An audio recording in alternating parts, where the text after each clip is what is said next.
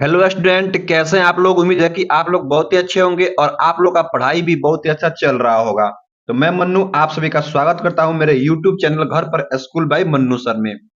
तो आज के वीडियो में मैं आप सबको क्लास 10th गणित 2026 बोर्ड एग्जाम के लिए काफी महत्वपूर्ण वायरल पेपर को बताने वाला हूं।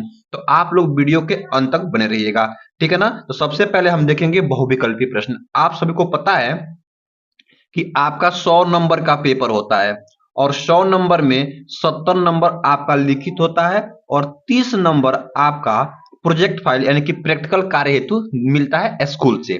तो इसको तो कोई दिक्कत नहीं है, आपको मिलेगा ही मिलेगा। आपको लिखित प्रश्न करना है 70 नंबर का और 70 नंबर में भी आपको 20 नंबर आपका बहुविकल्पी यानी कि OMR शीट पे और 50 नंबर का आपको लिखित पेपर देना होता है, ठीक है ना। तो आइए हम लोग स्टार्ट करते हैं। तो आप लोगों को पता होगा कि सबसे पहले आपको समय कितना मिलेगा, 3 घंटे 15 मिनट। 3 घंटे 15 मिनट में आपको 70 पूर्णांक वाला क्वेश्चन को आपको करना होगा। चलिए हम स्टार्ट करते हैं। तो सबसे पहले क्या करेंगे, हम लोग बहुविकल्पीय प्रश्न को करेंगे। चलिए देखते हैं, ठीक है। देखिए, ये आपका बहुविकल्पीय प्रश्न है, ठीक है ना। अब इस बहुविकल्पी प्रश्न में देखिए पहला लिखा गया है खंड अखंड अ में क्या है, बहुविकल्पीय प्रश्न। इसको आपको OMR शीट पर देना होगा, ठीक है ना। अब ध्यान दीजिएगा, इसके बाद से हम लोग पहला प्रश्न से स्टार्ट करने वाले हैं। तो पहला प्रश्न आपका दिया गया क्या, देखिए पढ़िए। लिखा है कि पहला संख्याओं 96 और 404 का HCF 4 है तो उनके एलसीएम का मान होगा। मतलब 96 और आपका 404 का HCF दिया गया है 4, तो पूछा है कि इनका एलसीएम ज्ञात कीजिए। चलिए हम लोग हल करते हैं। तो सबसे पहले देखिए आप लोग कैसे हल करना है।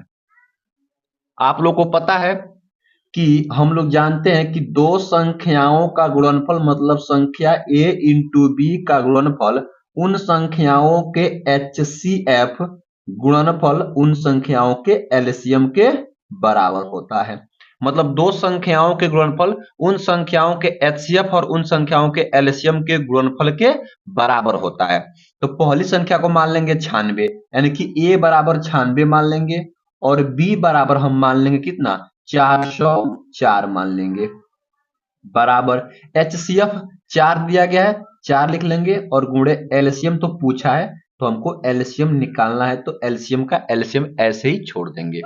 अब ध्यान दीजिए, इसको हम इधर भेज देंगे, ये गुणा में आएगा तो भाग बन जाएगा यानी कि एलसीएम बराबर क्या हो जाएगा आपका 96 गुणे 404 और बट्टे में आपका कितना हो जाएगा यहाँ पे 4।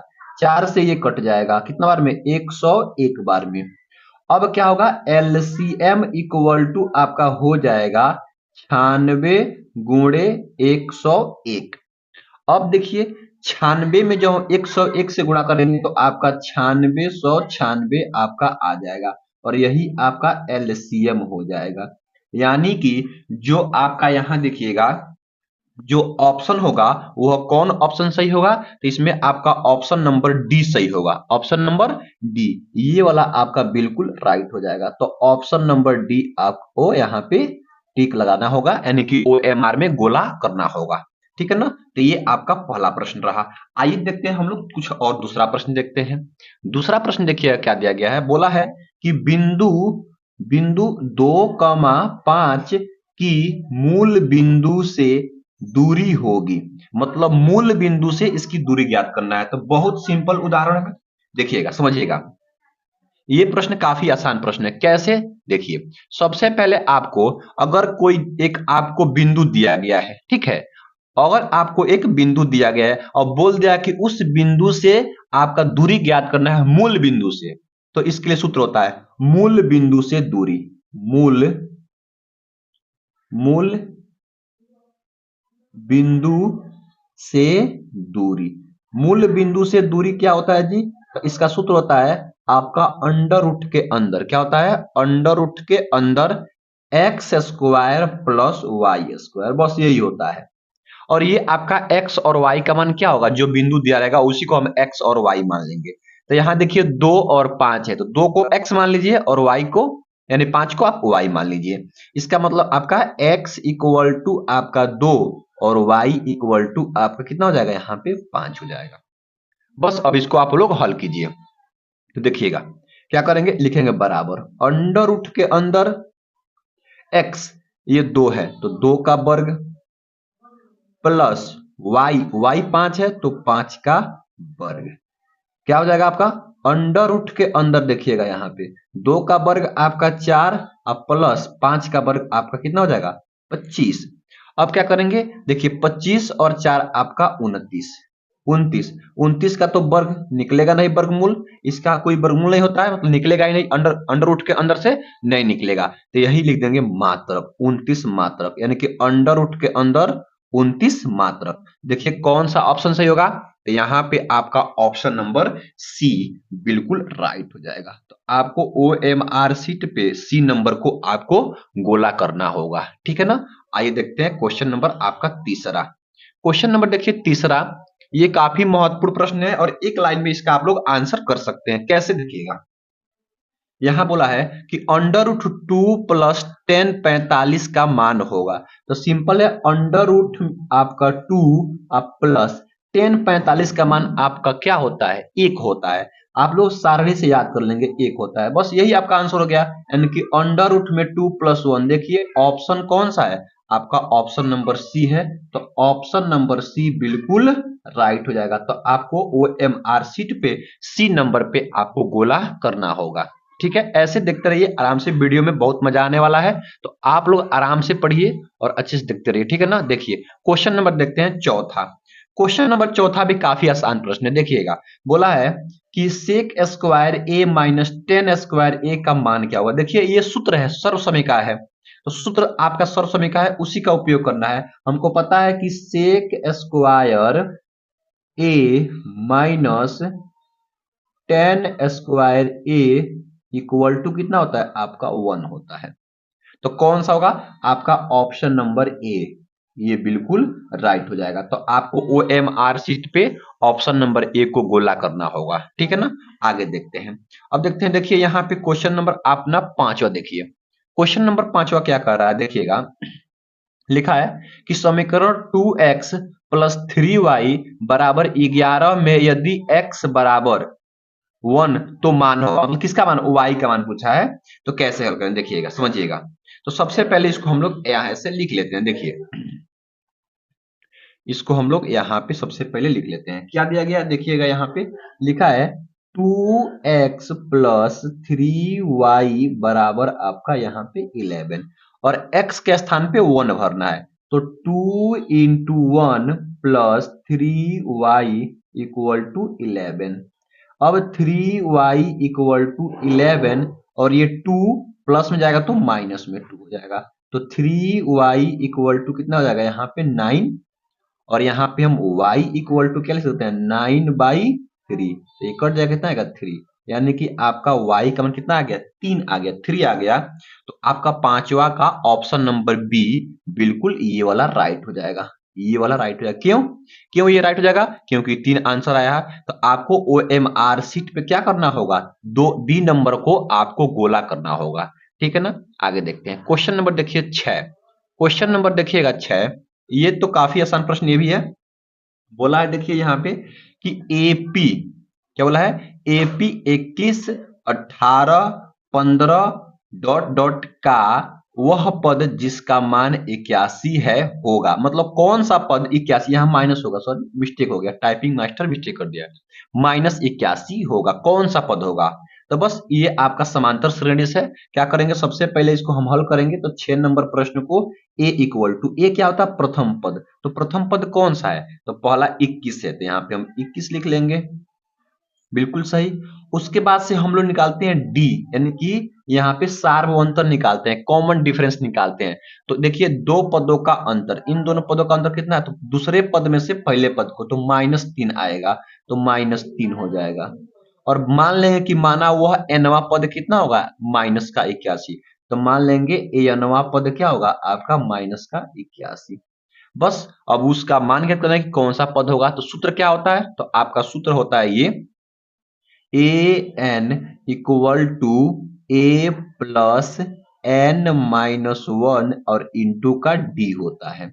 तो ए एन का मान माइनस का 81 भर देंगे, बराबर ए का मान आपका 21 भर देंगे, प्लस एन, एन क्या है आपका एन, तो हमको निकालना है, माइनस वन कर देंगे और इंटू डी का मान माइनस का 3 है तो माइनस का 3 भर देंगे।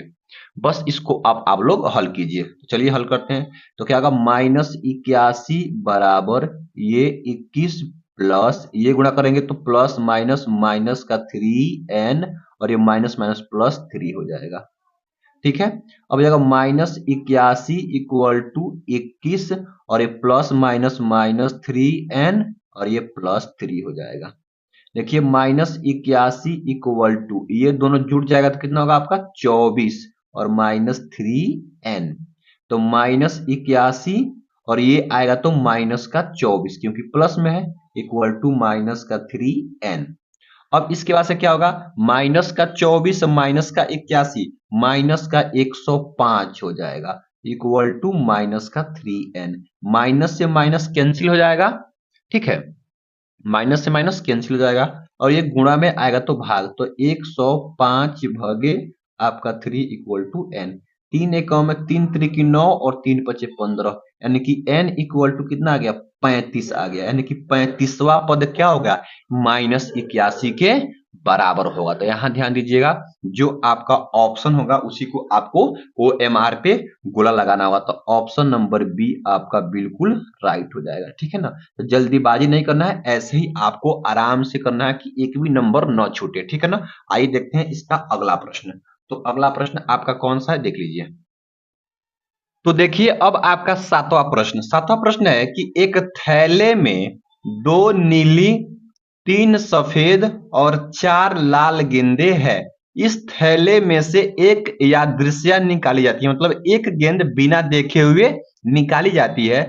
इस गेंद के लाल नहीं होने की प्रायिकता होगी। तो ध्यान दीजिएगा, सबसे पहले लाल नहीं होने की, तो जब से पहले जो लाल है उसको छोड़ देते हैं, तो इसको छोड़ देते हैं, तो जिसमें से अगर इसको छोड़ के अब हमको कितनी गेंद बची, तो 2 नीली गेंद और 3 सफेद गेंद, एंड टोटल 5 गेंदों में से हमको निकालना है। तो संभावित गेंदों की संख्या कितनी है 5, तो ऊपर लिखेंगे संभावित गेंदों की संख्या 5 और टोटल संभावना कितना है, तो 2 और 3 5 और 4 9, 9, तो यही आपका हो जाएगा आंसर। बस शॉर्टकट में करना है, लिखित प्रश्न नहीं है, केवल आपका बहुविकल्पी है। तो 5/9 जो आपका प्रायिकता होगा वह लाल गेंद नहीं निकालने की होगा। तो ऑप्शन नंबर आपका ए बिल्कुल राइट हो जाएगा और आपको OMR शीट पे ए को ही गोला करना होगा। ठीक है, अब देखते हैं क्वेश्चन नंबर आपका यहाँ पे 8वां। ये काफी प्रश्न आसान है, देखिएगा बोला है किसी घटना के आवश्यक घटित होने की प्रायिकता होगी। ध्यान दीजिएगा, किसी भी घटना के आवश्यक आपका जो घटित होने की प्रायिकता होगी वो हमेशा एक होगी। क्या होगी, हमेशा एक होगी। तो ये आपका ऑप्शन नंबर डी सही हो जाएगा। तो आपको डी नंबर को गोला करना होगा। ठीक है ना, आगे देखते हैं क्वेश्चन नंबर, देखते हैं 9। देखिएगा क्वेश्चन नंबर 9 क्या कह रहा है। तो क्वेश्चन नंबर आपका 9 कह रहा है कि दिए गए चित्र में यदि DE समांतर BC, ये DE है और ये BC है, DE समांतर आपका BC, तो DE बटे BC का मान, देखिए DE बटे BC का मान ज्ञात है। सिंपल आसान, बहुत सिंपल प्रश्न है। देखिए कैसे सिंपल प्रश्न है, जब ये दोनों आपस में समांतर है तो थेल्स पर में से क्या होता है कि AD बटे AB और AE बटे AC बराबर होता है DE बटे BC के, यानी कि जब DE समांतर BC होगा तो क्या होगा AD बटे AB बराबर होगा AE बटे AC, AE और बटे में AC बराबर होगा आपका DE बटे BC। क्या होगा DE बटे BC। तो बस इसमें से किसी एक के बराबर कर देना है, हमारा आंसर आ जाएगा। तो क्या करेंगे, चलिए हम AE का मान रख देते हैं। AE का मान कितना है 2 और बटे में AC का मान कितना है आपका, देखिए तो AC तो पूरा है तो 4A और 2A, तो 4 और 2 6, और यही बराबर क्या हो जाएगा DE और बट्टे में क्या हो जाएगा आपका बीसी के, इससे कट जाएगा ये, तो 1/3 यानी कि आपका डी बट्टे बीसी कितना आ गया 1/3। तो किसमें है आपका देखिए 1/3, यहाँ पे थोड़ा सा मिस्टेक हो गया, टाइपिंग मास्टर थोड़ा सा मिस्टेक कर दिया, तो यहाँ एक कर लेंगे 1/3। तो आप लोग ऑप्शन नंबर ए को आपको बिल्कुल सही करना होगा, ठीक है ना, ऑप्शन नंबर ए बिल्कुल राइट हो जाएगा।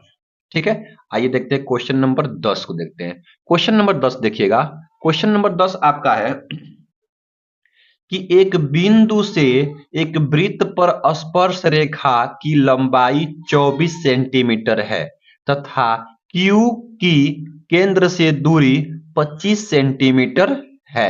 वृत्त की त्रिज्या ज्ञात कीजिए। तो क्या करेंगे देखिए, सबसे पहले मैं यहीं पे आपको समझा देता हूं एक छोटा सा वृत्त लेकर, ताकि आप लोग समझ सके। देखिए मान लीजिए कि थोड़ा जगह कम है तो हम छोटा ही वृत्त बनाते हैं। मान लीजिए ये वृत्त है और वृत्त का ये केंद्र है, बोला है कि केंद्र से यह जो है यहाँ आपका 25 सेंटीमीटर की दूरी पर एक बिंदु क्या है Q है, क्या है यहाँ पे Q है, और इसकी लंबाई कितना है आपका 25 सेंटीमीटर है, 25 सेंटीमीटर। बोला है कि एक स्पर्श रेखा की लंबाई कितनी है 24 है, तो मान लेते हैं इस पर एक स्पर्श रेखा ऐसे होगा, ऐसे, ये कितना है आपका 24 सेंटीमीटर है, ठीक है। और ये स्पर्श से केंद्र की ओर ये आपका क्या हो जाएगा त्रिज्या हो जाएगा, इसको ओ मान लेते हैं, इसको ए मान लेते हैं। तो बोला है ओ यानी कि त्रिज्या का मान ज्ञात कीजिए। तो कैसे हम लोग त्रिज्या का मान ज्ञात कर सकते हैं, ध्यान दीजिएगा। हमको पता है कि स्पर्श रेखा पर ये त्रिज्या क्या होती है लंब होती है। तो यह एक समकोण त्रिभुज बन रहा है, तो समकोण में ये कोण हो जाएगा 90 डिग्री के सामने वाला ये कोण हो जाएगा, और ये आपका लंब हो जाएगा, और ये आपका आधार हो जाएगा। तो हम लोग पाइथागोरस प्रमेय से यहां से हल कर सकते हैं। क्या कर सकते हैं कि अगर हमको एओ निकालना है, एओ का स्क्वायर हो जाएगा, तो कोण में से हम आधार को माइनस कर देंगे, तो ओ क्यू का स्क्वायर माइनस आपका ए क्यू का स्क्वायर, ए क्यू का स्क्वायर, तो क्या हो जाएगा ए ओ का स्क्वायर बराबर ओ क्यू। ओ क्यू कितना है जी, ओ क्यू 25, 25 का वर्ग, 25 का वर्ग कर देंगे, माइनस ए ओ कितना है ये वाला ए क्यू कितना है 24, तो 24 का हम लोग वर्ग कर देंगे, कितना होगा ए ओ का स्क्वायर बराबर 25 का वर्ग 625 और माइनस 24 का वर्ग आपका 576 हो जाएगा। जब माइनस करेंगे तो एओ का स्क्वायर बराबर ये 625 में से आपको माइनस करना होगा 576, कितना आएगा आपका 49 आ जाएगा। अब हमको केवल एओ निकालना है ना, तो ये वर्ग है, ये जाएगा तो ये अंडर रूट में कर देगा, और हमको पता है कि 49 किसका होता है आपका 7 का वर्ग होता है, तो ये आपका 7 आंसर आएगा सेंटीमीटर। तो आपका ऑप्शन नंबर देखिएगा ए में है, क्या है ए में, तो ए को आपको गोला करना होगा OMR शीट में, ये आपका बिल्कुल राइट हो जाएगा। ठीक है ना, जल्दीबाजी नहीं कीजिएगा आप लोग, क्योंकि आपको अच्छा नंबर लेके आना है, ठीक है ना।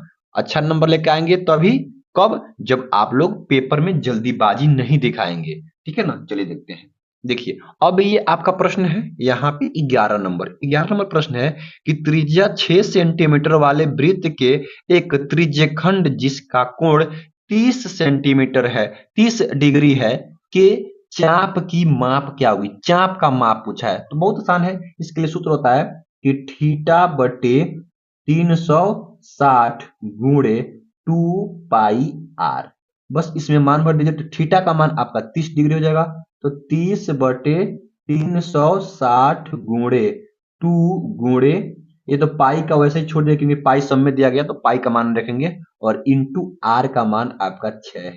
ये देखिए ये एक जीरो से एक जीरो, ये कट जाएगा आपका 12 बार में, और ये देखिए ये 12 से 6 दूना 12, ये कट जाएगा दोनों, केवल बचेगा आपका पाई, केवल क्या बचेगा आपका पाई बचेगा। तो यहाँ पे आपका ऑप्शन नंबर जो है सी, ये बिल्कुल राइट हो जाएगा, ऑप्शन नंबर सी बिल्कुल राइट हो जाएगा, और OMR शीट पे आपको सी नंबर को गोला करना होगा, ठीक है ना। ये भी काफी अच्छा प्रश्न, काफी आसान प्रश्न है, ऐसे ही पेपर में प्रश्न बनेंगे, ठीक है ना, तो आपको इसको ऐसे ही हल करना होगा। चलिए देखते हैं, अगर वीडियो अच्छा लग रहा है तो वीडियो को लाइक कर दीजिए, और आप लोग चैनल पे पहली बार आए हैं तो चैनल को सब्सक्राइब करते रहिए, ठीक है ना। देखिए अब यहाँ पे 12 नंबर दिया गया है कि 3 सेंटीमीटर त्रिज्या के एक ठोस बेलन की त्रिज्या 5 सेंटीमीटर है। एक समान त्रिज्या का अर्धगोला उसके शीर्ष पर इस ठोस का कुल पृष्ठीय क्षेत्रफल होगा। देखिए, एक बेलन है। सबसे पहले मान लेते हैं यह एक क्या है, एक बेलन ऐसे बनाया गया है। ये क्या है, एक बेलन है और इस बेलन के ऊपर क्या है, एक अर्धगोला ऐसे रखा गया है, ऐसे। देखिए, जो गोला का त्रिज्या होगा वही इस बेलन का भी त्रिज्या होगा। इस बेलन का ऊंचाई कितना है, 5 सेंटीमीटर। कितना है, 5 सेंटीमीटर इस बेलन की ऊंचाई है। और त्रिज्या कितनी है, तो त्रिज्या आपका देखिएगा यहाँ पे त्रिज्या दिया गया है, यहाँ पे त्रिज्या 3 सेंटीमीटर है। तो यहाँ इसकी भी त्रिज्या 3 सेंटीमीटर और इसकी दोनों की त्रिज्या क्या होगा, 3 सेंटीमीटर, क्योंकि दोनों का बराबर है। अब समझिए, अब सबसे पहले हमको ये देखना होगा कि जो आपका बेलन है और आपका अर्धगोला है, दोनों का पृष्ठीय क्षेत्रफल का सूत्र क्या होता है। तो देखिए, गोला का होगा आपका 2 पाई आर एच, ये पृष्ठ क्षेत्रफल। और जो आपका अर्धगोला होगा यानी कि आधा गोला, उसका होगा 2 pi R square. 2 pi R square होगा।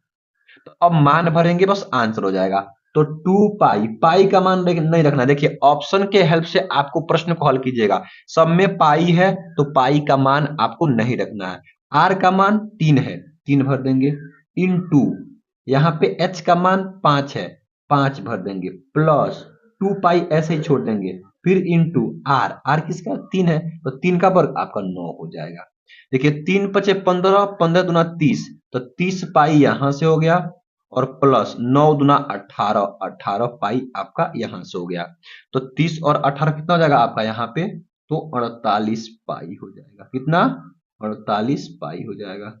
ये तो आपका 48 पाई किसमें है, तो आपका ऑप्शन नंबर किसमें है, ए में है। तो आपका ऑप्शन नंबर ए बिल्कुल राइट हो जाएगा। तो आपको OMR शीट पे ऑप्शन नंबर ए को यहाँ पे आपको गोला करना होगा, ठीक है ना। आइए देखते हैं अब क्वेश्चन नंबर 13 को देखते हैं। अब देखिए, आपका यह 13 नंबर प्रश्न क्या कह रहा है कि एक वृत्त की स्पर्श रेखा के स्पर्श बिंदु को केंद्र से मिलाया गया। इस प्रकार स्पर्श बिंदु पर स्पर्श रेखा त्रिज्या के साथ बने कोण का मान क्या होगा। ध्यान दीजिए, मैं आपको यहाँ पे समझा रहा हूँ। यह एक प्रमेय है, आप लोग पढ़े होंगे, बहुत आसान प्रमेय है। इसको आपको यहाँ पे सिद्ध नहीं करना है, केवल इसको आपको बताना है। देखिए, मान लीजिए एक वृत्त है, ये थोड़ा सा वृत्त अच्छा मैं बनाऊंगा, हम कलाकार थोड़ा अच्छा करते हैं, हमको वृत्त बनाना आता है, हम एक कलाकार हैं, ठीक है ना। अब देखिए, अब मान लीजिए ये आपका वृत्त है और वृत्त पर मान लेते हैं एक स्पर्श रेखा है। मान लेते हैं इस बिंदु से यहां से क्या है, ये एक स्पर्श रेखा ऐसे आ रही है, ऐसे, ठीक है। यह एक क्या है, स्पर्श रेखा ऐसे गुजर रही है यह। अब ये बोला है कि इसको हम केंद्र से ऐसे मिला दे रहे हैं, केंद्र से। तो जो स्पर्श रेखा, ये वाला स्पर्श रेखा है, यह जो केंद्र से कितना डिग्री का कोण बनाता है, तो यह एक परिमेय है और ये हमेशा 90 डिग्री का कोण बनाता है। तो बस उसी को आपको टिक लगा देना है। तो कौन सा ऑप्शन सही होगा, ऑप्शन नंबर आपका ए। ऑप्शन नंबर आपका ए बिल्कुल राइट हो जाएगा, ठीक है ना। तो आपको OMR शीट पे ए नंबर को गोला करना होगा, बिल्कुल सही, आसान प्रश्न था। अब देखिए, आपका 14 नंबर प्रश्न, ये क्या बोल रहा है कि यहाँ पे 1 + tan स्क्वायर ए बटे 1 + cot स्क्वायर ए का मान होगा। इसमें कौन सा मान होगा, बहुत आसान प्रश्न, मैं आप सबको समझा रहा हूं। देखिएगा, यहाँ पे मैं एक पेपर पे समझाऊंगा ताकि आपको अच्छे समझ में आए। देखिए, आपको यहां बोल रहा है, थोड़ा आपको दिखाई भी दे, यही वाला प्रश्न है। बोल रहा है कि 1 + tan स्क्वायर ए और बटे में आपका 1 + cot स्क्वायर ए, इसी का मान निकालना है। तो सिंपल है, आपको पता है कि 1 + tan स्क्वायर ए तो आपका सर्वसमय का है, ये होता है sec स्क्वायर ए के बराबर, sec स्क्वायर ए के बराबर, और बटे में 1 + cot स्क्वायर ए होता है आपका cosec ए के बराबर। कोसेक स्क्वायर ए के बराबर होता है। अब इसको कैसे हल करेंगे, देखिए ध्यान दीजिए, हम इसको चाहते हैं तो इसको हम उल्टा कर सकते हैं, 1 बटे कॉस स्क्वायर ए लिख सकते हैं, बिल्कुल सही। और इसको 1 बटे साइन स्क्वायर ए लिख सकते हैं, क्यों, क्योंकि इसी का उल्टा होता है। अब ये चला जाएगा ऊपर, तो क्या हो जाएगा आपका यहाँ पे साइन स्क्वायर ए, और बटे में ये हो जाएगा नीचे कॉस स्क्वायर ए।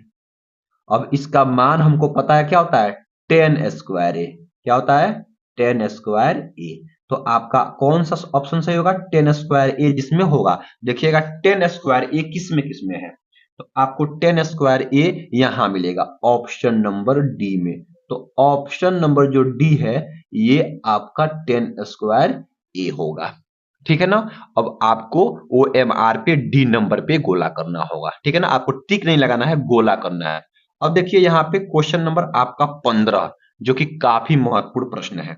ये बोला है कि 7 सेंटीमीटर त्रिज्या के एक वृत्त का चाप केंद्र पर 60 डिग्री का कोण आंतरित करता है, त्रिज्य खंड का क्षेत्रफल होगा। सिंपल है, जो त्रिज्य खंड बना रहा है उसका क्षेत्रफल ज्ञात कीजिए। तो इसका भी सूत्र होता है थीटा बटे 360 और गुणे पाई आर स्क्वायर। तो थीटा का मान आपका 60 भर देंगे, और ये 360 तो रहेगा, और गुणे, ध्यान दीजिए पाई का मान यहाँ 22/7 भरना है, और आर स्क्वायर यहाँ 7 है, तो 7 को 2 बार गुणा, क्योंकि ये स्क्वायर है।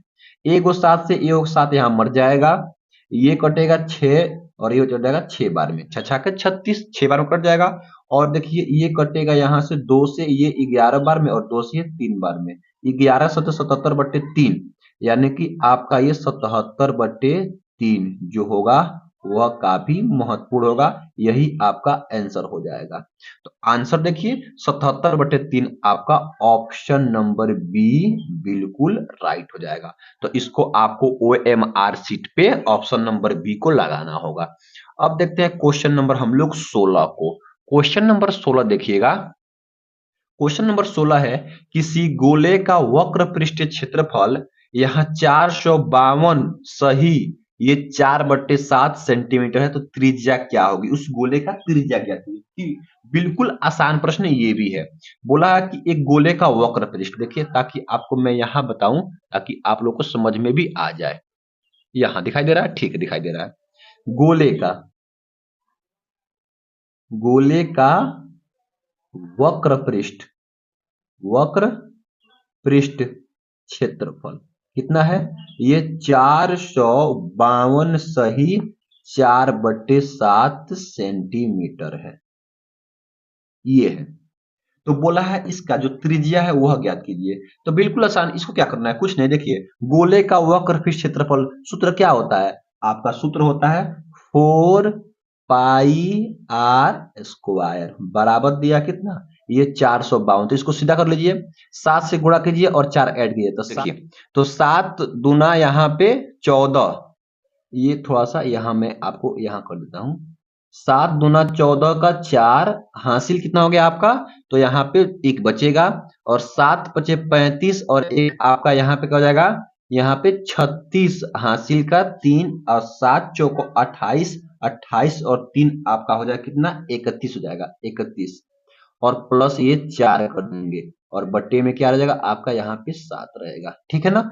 थोड़ा सा यहाँ वीडियो रुक गया था, थोड़ा मिस्टेक हो गया था, ठीक है ना। अब देखिए ये 4 पाई आर स्क्वायर बराबर, इसको जोड़ लेंगे तो 3100 आपका 68 बट्टे कितना हो जाएगा, यहाँ पे आपका 7 हो जाएगा।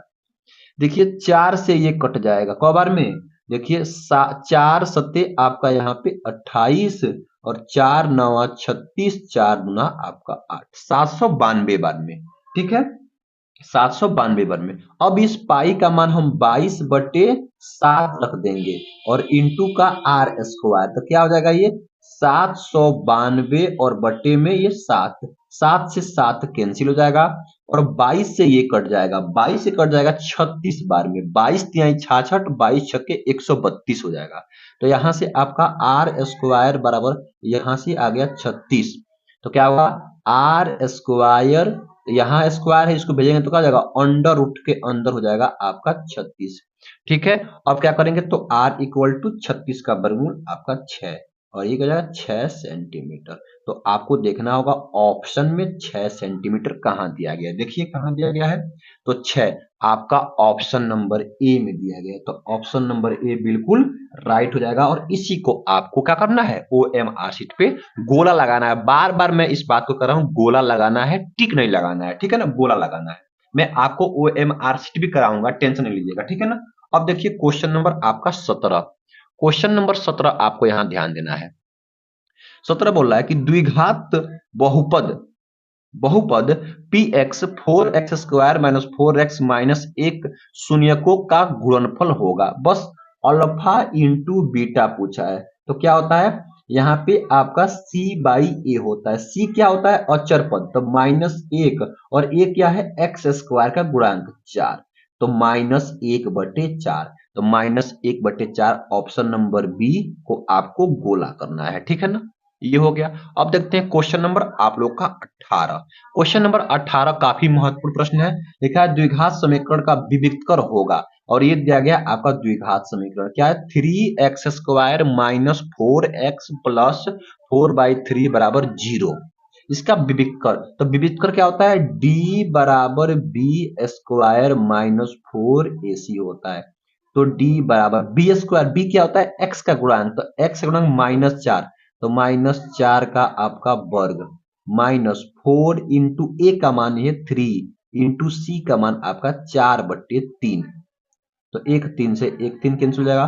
तो d बराबर ये 4 चौको 16 माइनस ये 4 चौको 16, ये कट जाएगा तो कितना आएगा, d बराबर आपका 0, यानी कि विविक्तर का मान कितना आ गया, 0 आ गया। तो ये आपका ऑप्शन नंबर ए में दिया गया है। तो आपका ऑप्शन नंबर ए बिल्कुल राइट हो जाएगा, ठीक है ना।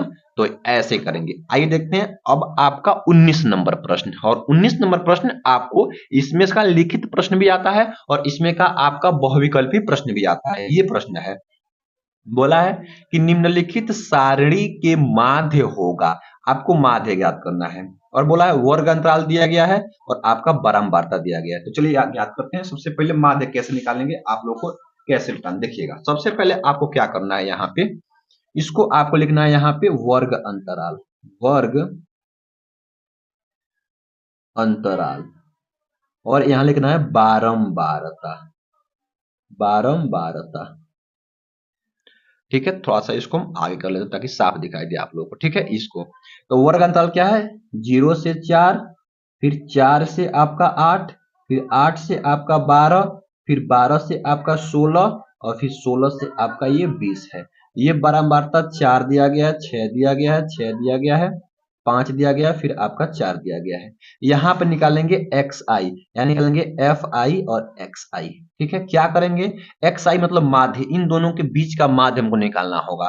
तो दो, 0 और 4 को जोड़ेंगे और 2 से भाग कर देंगे, मतलब इन दोनों के बीचों बीच की संख्या क्या आएगा, 2 आएगा। तो यहाँ 2 लिख देंगे। फिर इन दोनों के बीचों बीच की संख्या क्या आएगा आपका, 6 आएगा, तो 6 लिख देंगे। इन दोनों के बीचों की संख्या कितना आएगा आपका, 10 आएगा, तो 10 लिख देंगे। इन दोनों का आपका 14 आएगा, और इन दोनों के बीच में आपका 16 आएगा। ठीक है, 18 आएगा, सॉरी 18 आएगा। ठीक है, हो गया। अब इसमें से क्या करेंगे, इसमें से इसको गुणा, इसमें से इसको गुणा, इसमें से इसको गुणा, ऐसे सब में गुणा कर देंगे। तो देखिए 4 दूना आपका 8, 6 6 के आपका 36, और 6 दहा पे आपका हो जाएगा 60, 14 25 आपका हो जाएगा 70, और 18 चौको आपका हो जाएगा यहाँ पे 72। ये हो गया। अब देखिए ये आपका सिग्मा एफ होगा, जोड़ेंगे तो सिग्मा एफ यानी कुल योग, सबको जोड़ेंगे। देखिए यहाँ पे 6 6 आपका 12 और 8 20 और 25 आएगा, ये 25 आएगा। और इसको जोड़ेंगे तो देखिए यहाँ पे 6 8 और 6 14, 2 आपका 18 हासिल 1, और 7 7 आपका 14, 26 1 21 और 3 आपका 24, तो ये 2448। ये क्या है, सिग्मा एफ आई एक्स आई है। ठीक है, तो हमको क्या निकालना है, माध्य। तो माध्य निकालने का सूत्र क्या होता है, माध्य निकालने का सूत्र आपका होता है कि सिग्मा एफ आई एक्स आई बटे सिग्मा एफ आई, या एफ आई मान लेते हैं इसको, बस ये वाला। तो इसको करना है। तो क्या करेंगे, ये आपका 24, ये 200, यहाँ पे 48 और बट्टे में ये 25, इसको काटेंगे तो लगभग 8.12 के समथिंग में आएगा इसको। ठीक है, तो ये देख लेंगे कौन सा ऑप्शन में दिया गया है। तो ये आपका ऑप्शन नंबर ए में दिया गया है, तो आपका ऑप्शन नंबर ए बिल्कुल राइट हो जाएगा। ऑप्शन नंबर ए बिल्कुल राइट हो जाएगा। तो इसको आपको OMR शीट पे गोला लगाना है, मैं बार बार इसको बता रहा हूं, ठीक है ना। अब देखते हैं क्वेश्चन नंबर आपका 20, इसका जो लास्ट है OMR शीट वाला का, ठीक है ना। इसको देखिए, अब ये क्वेश्चन नंबर 20 है और ये काफी महत्वपूर्ण प्रश्न है और ऐसे प्रश्न कई बार पेपर में आया हुआ है, ठीक है ना। देखिए, बोला है कि निम्नलिखित सारणी का माध्यिका वर्ग होगा। माध्यिका वर्ग पूछा है, माध्यिका क्या करने के लिए नहीं, माध्यिका वर्ग पूछा है। तो ये आपका दिया है वर्ग अंतराल, ये बारंबारता। तो कैसे इसको हम पता करते हैं, तो देखते हैं सबसे पहले बारंबारता को। बारंबारता को एकदम ध्यान से अपने नजरों से हम देखते हैं, एकदम जैसे उसको देखते हो, ठीक है। क्या देखते हैं, यहाँ पे देखते हैं बारंबारता में, यहाँ पे सबसे बड़ी बारंबारता किसका है, तो सबसे बड़ी बारंबारता तो ये वाला है 12, बस इसी का वर्ग अंतराल ये वाला आपका माध्यिका वर्ग हो जाएगा। देखिए ऑप्शन में कहा है 40 से 50, तो 40 से 50 आपका ऑप्शन नंबर डी हो जाएगा। ऑप्शन नंबर डी बिल्कुल राइट। तो आपको OMR शीट पे ऑप्शन नंबर डी को ही लगाना होगा, यानी गोला लगाना होगा भरपूर से, ठीक है ना। तो ये आपका बहुविकल्पी 20 प्रश्न हो गए, ठीक है ना। ऐसे प्रश्न को आपको तैयार करना है। यहां से आपको लिखित प्रश्न स्टार्ट होता है खंड ब से। खंड ब में आपको दिया गया, देखिएगा यहाँ पे खंड ब आपका है वर्णात्मक प्रश्न, यानी कि लिखित प्रश्न। सबसे पहले आपको 2 नंबर वाले प्रश्न मिलेंगे, ठीक है ना। और देखिए यहाँ पे लिखा गया है सभी खंड कीजिए, और इसमें आपको देखिए 1 2 3 4 5 6, 6 प्रश्न है। 6 प्रश्न को आपको हल करना है। तो चलिए हम लोग एक एक प्रश्न को हल करते हैं। तो सबसे पहले देखिएगा आप लोग यहाँ पे पहला क्वेश्चन आपका यहाँ पे दिया गया है। पहला क्वेश्चन पढ़िए। पहला क्वेश्चन आपको यहाँ पे दिया गया है कि सभी खंड कीजिए। सभी खंड कीजिए का लिखा है कि यदि एक बिंदु 0,1, बिंदु 5,-3 और x,6 से समदूरस्थ है तो x का मान ज्ञात कीजिए, ठीक है ना। तो देखिए पहला क्वेश्चन का ए नंबर, पहला क्वेश्चन का ए नंबर हम लोग क्या करेंगे, ठीक है। पहले क्वेश्चन का ए नंबर है कि यह बिंदु, मान लेते हैं कि एक बिंदु ये आपका हम यहां पे बनाते हैं एक आपका कोऑर्डिनेट जियोमेट्री। देखिएगा, मान लीजिए कि आपका ये यहां पर मैं बना देता हूं, यह आपका क्या है एक्स अक्ष, ये आपका वाई अक्ष, ठीक है। मान लेते हैं यह बिंदु यहां पे कहीं है, यहां मान लेते हैं यहां पर, ठीक है। और इस बिंदु को हम ए देते हैं, ए नाम देते हैं। तो ए क्या है 0, आपका 1 है, ये बिंदु है, ठीक है। उसके बाद से बिंदुओं इतना और इतना से समदूरस्थ है, 5,-3 और 6,0 x,0। तो मान लेते हैं कि एक बिंदु आपका यहां पर है और एक बिंदु यहां पर है। तो इस बिंदु को हम बी मान लेते हैं, और क्या है आपका 5,-3, और इस बिंदु को हम सी मान लेते हैं, ये क्या है आपका x, आपका 6, ठीक है। तो यहां से ये दूरी और यहां से ये दूरी, दोनों क्या है आपस में ये दूरी बराबर है। तो बोला है तो x का मान आपको ज्ञात करना है। तो कैसे करें, देखिए तो यह दूरी ले लेंगे और यह दूरी, और दोनों को जब हम हल कर देंगे तो x का मान निकल जाएगा। तो लिखेंगे AB की दूरी बराबर AC की दूरी। तो लिखेंगे यहां पे AB की दूरी बराबर AC की दूरी, AC की दूरी। तो AB की दूरी, तो सूत्र क्या होता है आपका, सूत्र होता है अंडर रूट के अंदर, ये आपका अंडर रूट के अंदर x1 माइनस x2 का होल स्क्वायर, ठीक है। x1 माइनस x2 का होल स्क्वायर प्लस आपका होता है y1 माइनस y2 का होल स्क्वायर। तो ये तो AB के लिए हो गया, और फिर AC के लिए वही होगा क्या यहाँ पे x1 माइनस x2 का whole square plus y1 minus y2 का होल स्क्वायर, ये हो जाएगा।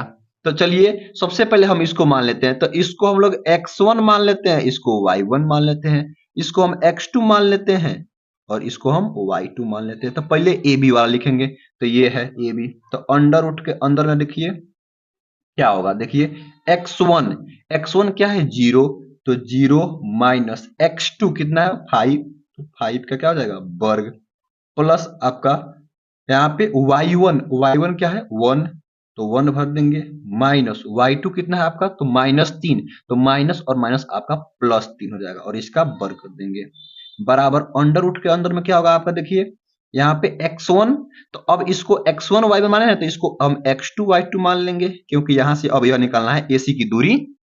तो क्या करेंगे, x1 क्या है आपका 0, तो 0 भर देंगे, माइनस x2 क्या है आपका x है, तो x कर देंगे और यहाँ पे स्क्वायर, प्लस y1 क्या है आपका 1 है, तो 1 कर देंगे, माइनस y2 कितना है आपका 6 है, तो यहाँ पे हम लोग 6 कर देंगे और इसका हम लोग स्क्वायर कर देंगे।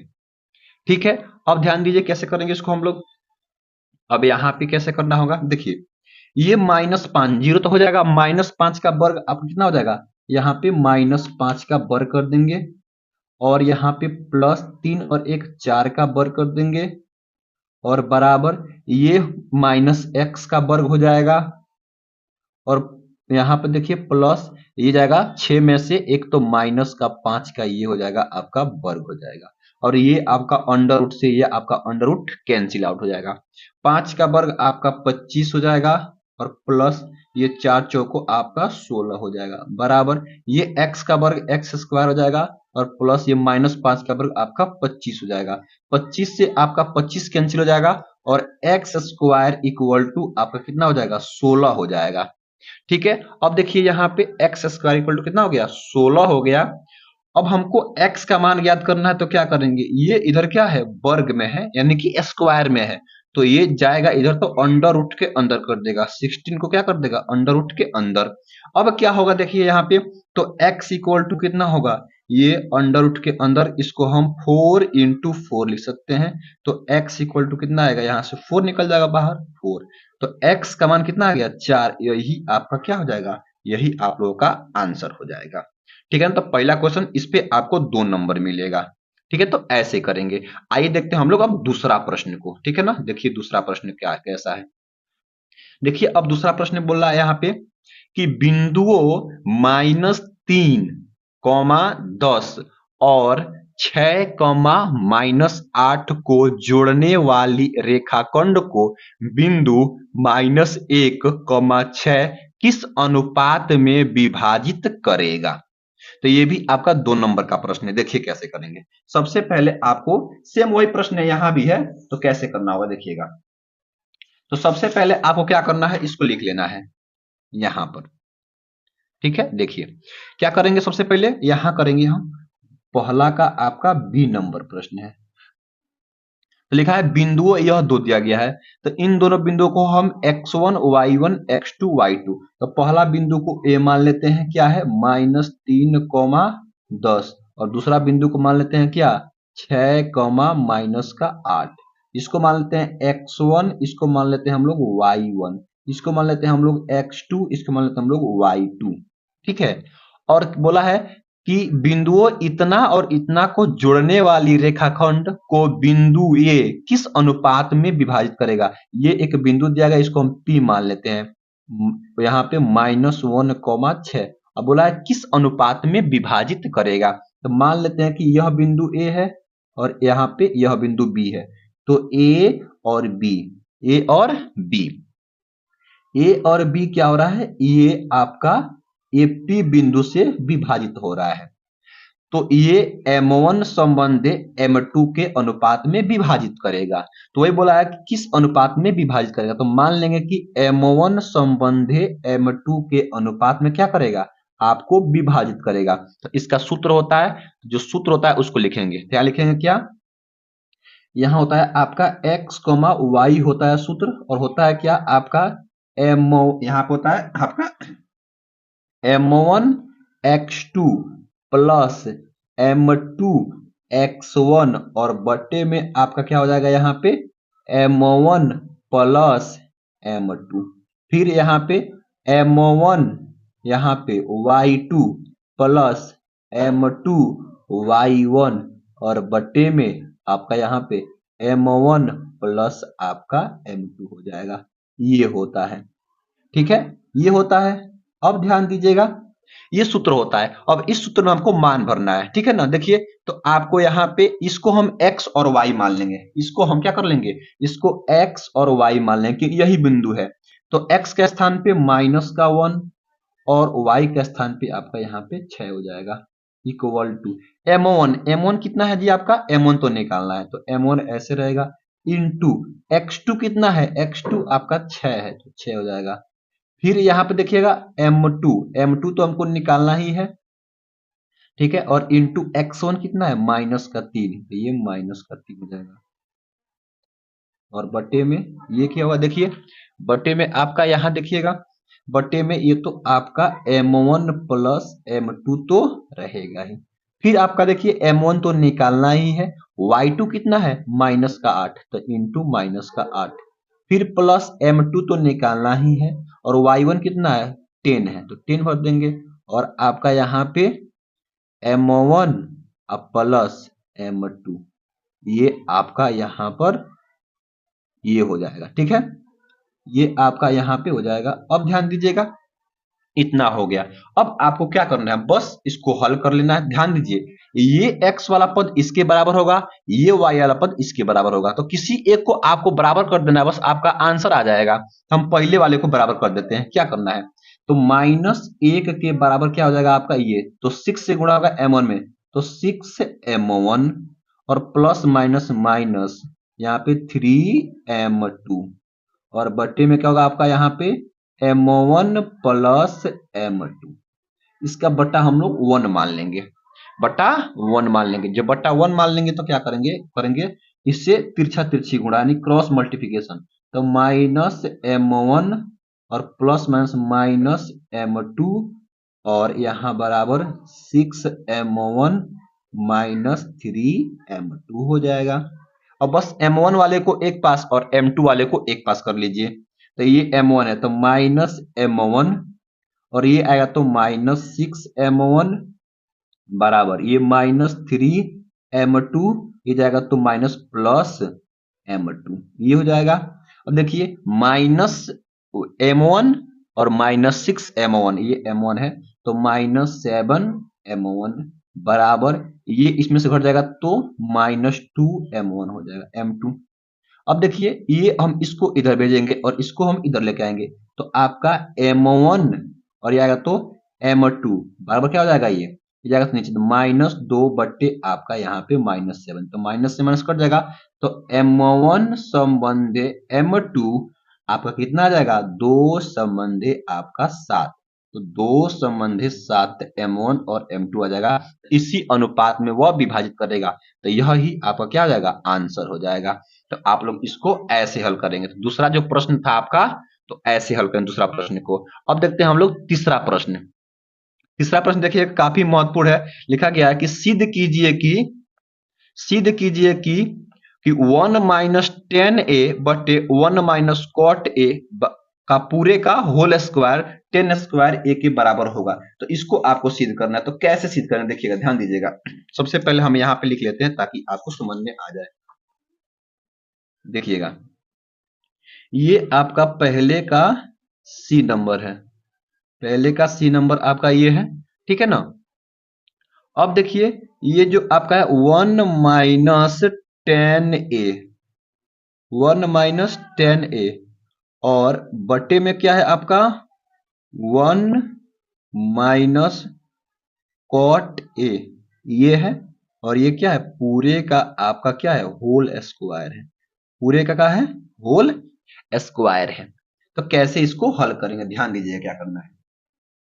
ये ऊपर 1 माइनस 10a ऐसे ही आप लोग इसको छोड़ दीजिए और बट्टे में हम लोग लिखेंगे यहाँ पे 1 माइनस और इस कॉट को 1 अपान यहाँ पे 10 लिख सकते हैं 10a और ये पूरे का है होल स्क्वायर है। ठीक है, देखिए अब क्या होगा, 1 माइनस 10a, ये तो रहेगा, और बटे में जब इसको हल करेंगे तो बटा लेके तो 10a यहाँ हो जाएगा, 10a माइनस का 1 अपान ये हो जाएगा 10a। क्या किए हैं, इसका एलसीएम ले लिए बटा 1 करके। अब ये जाएगा 10a ऊपर, क्या जाएगा 10a ऊपर जाएगा, ये तो आपका होल स्क्वायर रहेगा, तो यहाँ करते हैं देखिएगा, तो ये हो जाएगा आपका 10a ऊपर, तो 1 माइनस 10a, और इसमें इंटू हो जाएगा क्या 10a से, 10a से इंटू हो जाएगा। बट्टे में क्या होगा आपका, बट्टे में ये होता है 10a माइनस का 1 बचा, और इस पूरे का हो जाएगा आपका होल स्क्वायर हो जाएगा।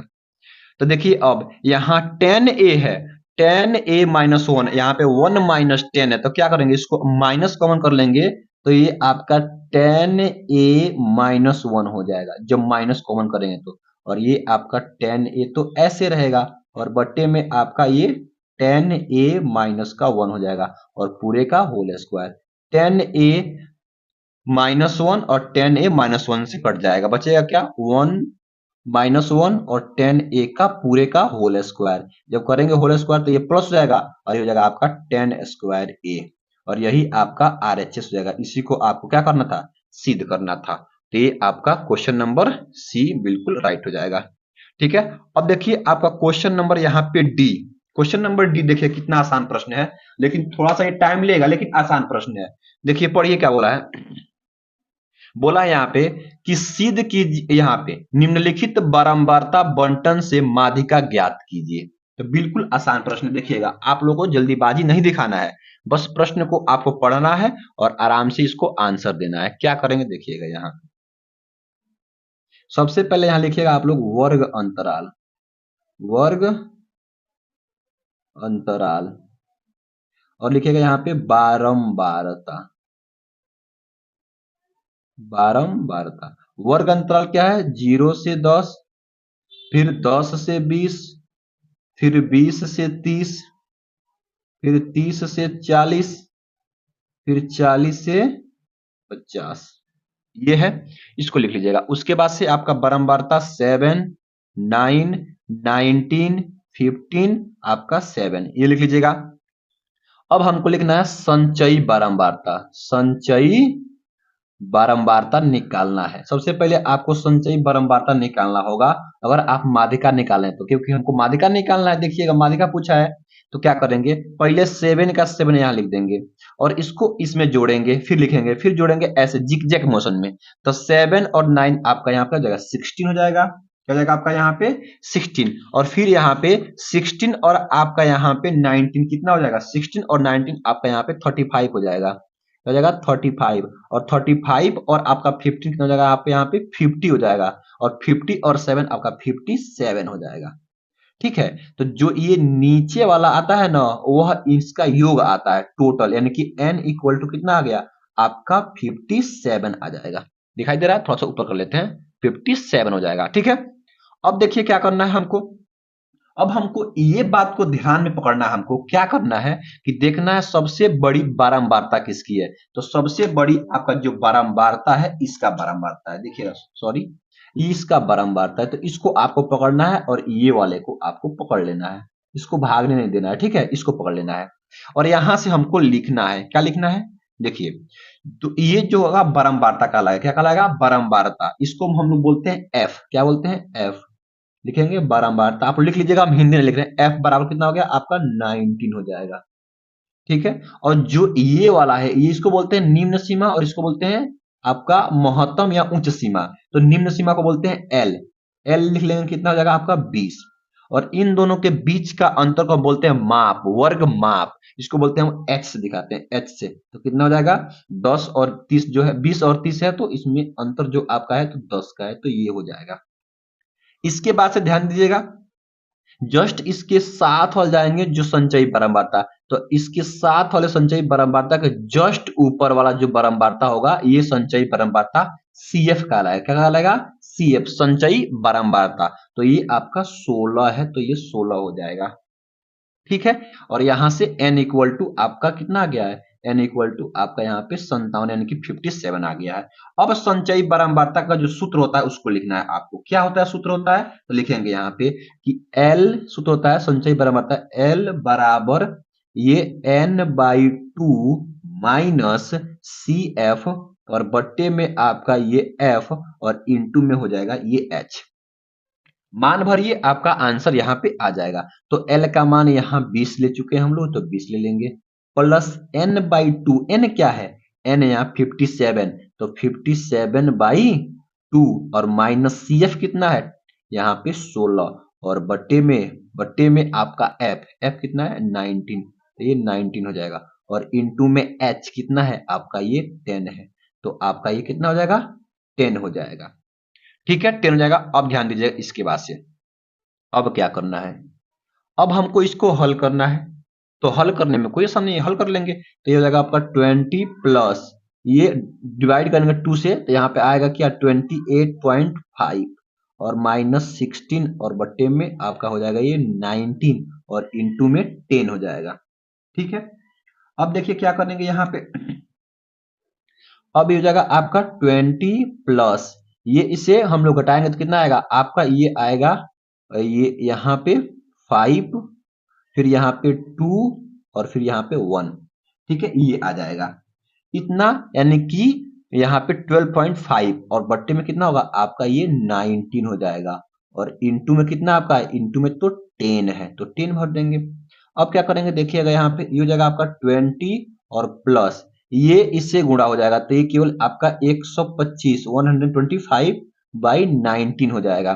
फिर इसको जब हम ऐड करेंगे 20 प्लस इसे डिवाइड करेंगे तो ये आपका कितना आएगा आपका लगभग यहाँ पे देखिए 19, यहाँ करेंगे तो 2, ये हो जाएगा आपका 19 पचे 95, 19 छक्के 114, 19 छक्के 114, तो लगभग ये आपका कितना आएगा, ये आपका 6.57 के करीब में आएगा। तो इसको हम लोग ऐड कर लेंगे तो कितना होगा आपका ये 26.57 और यही आपका क्या हो जाएगा माध्यिका यानी कि आंसर हो जाएगा।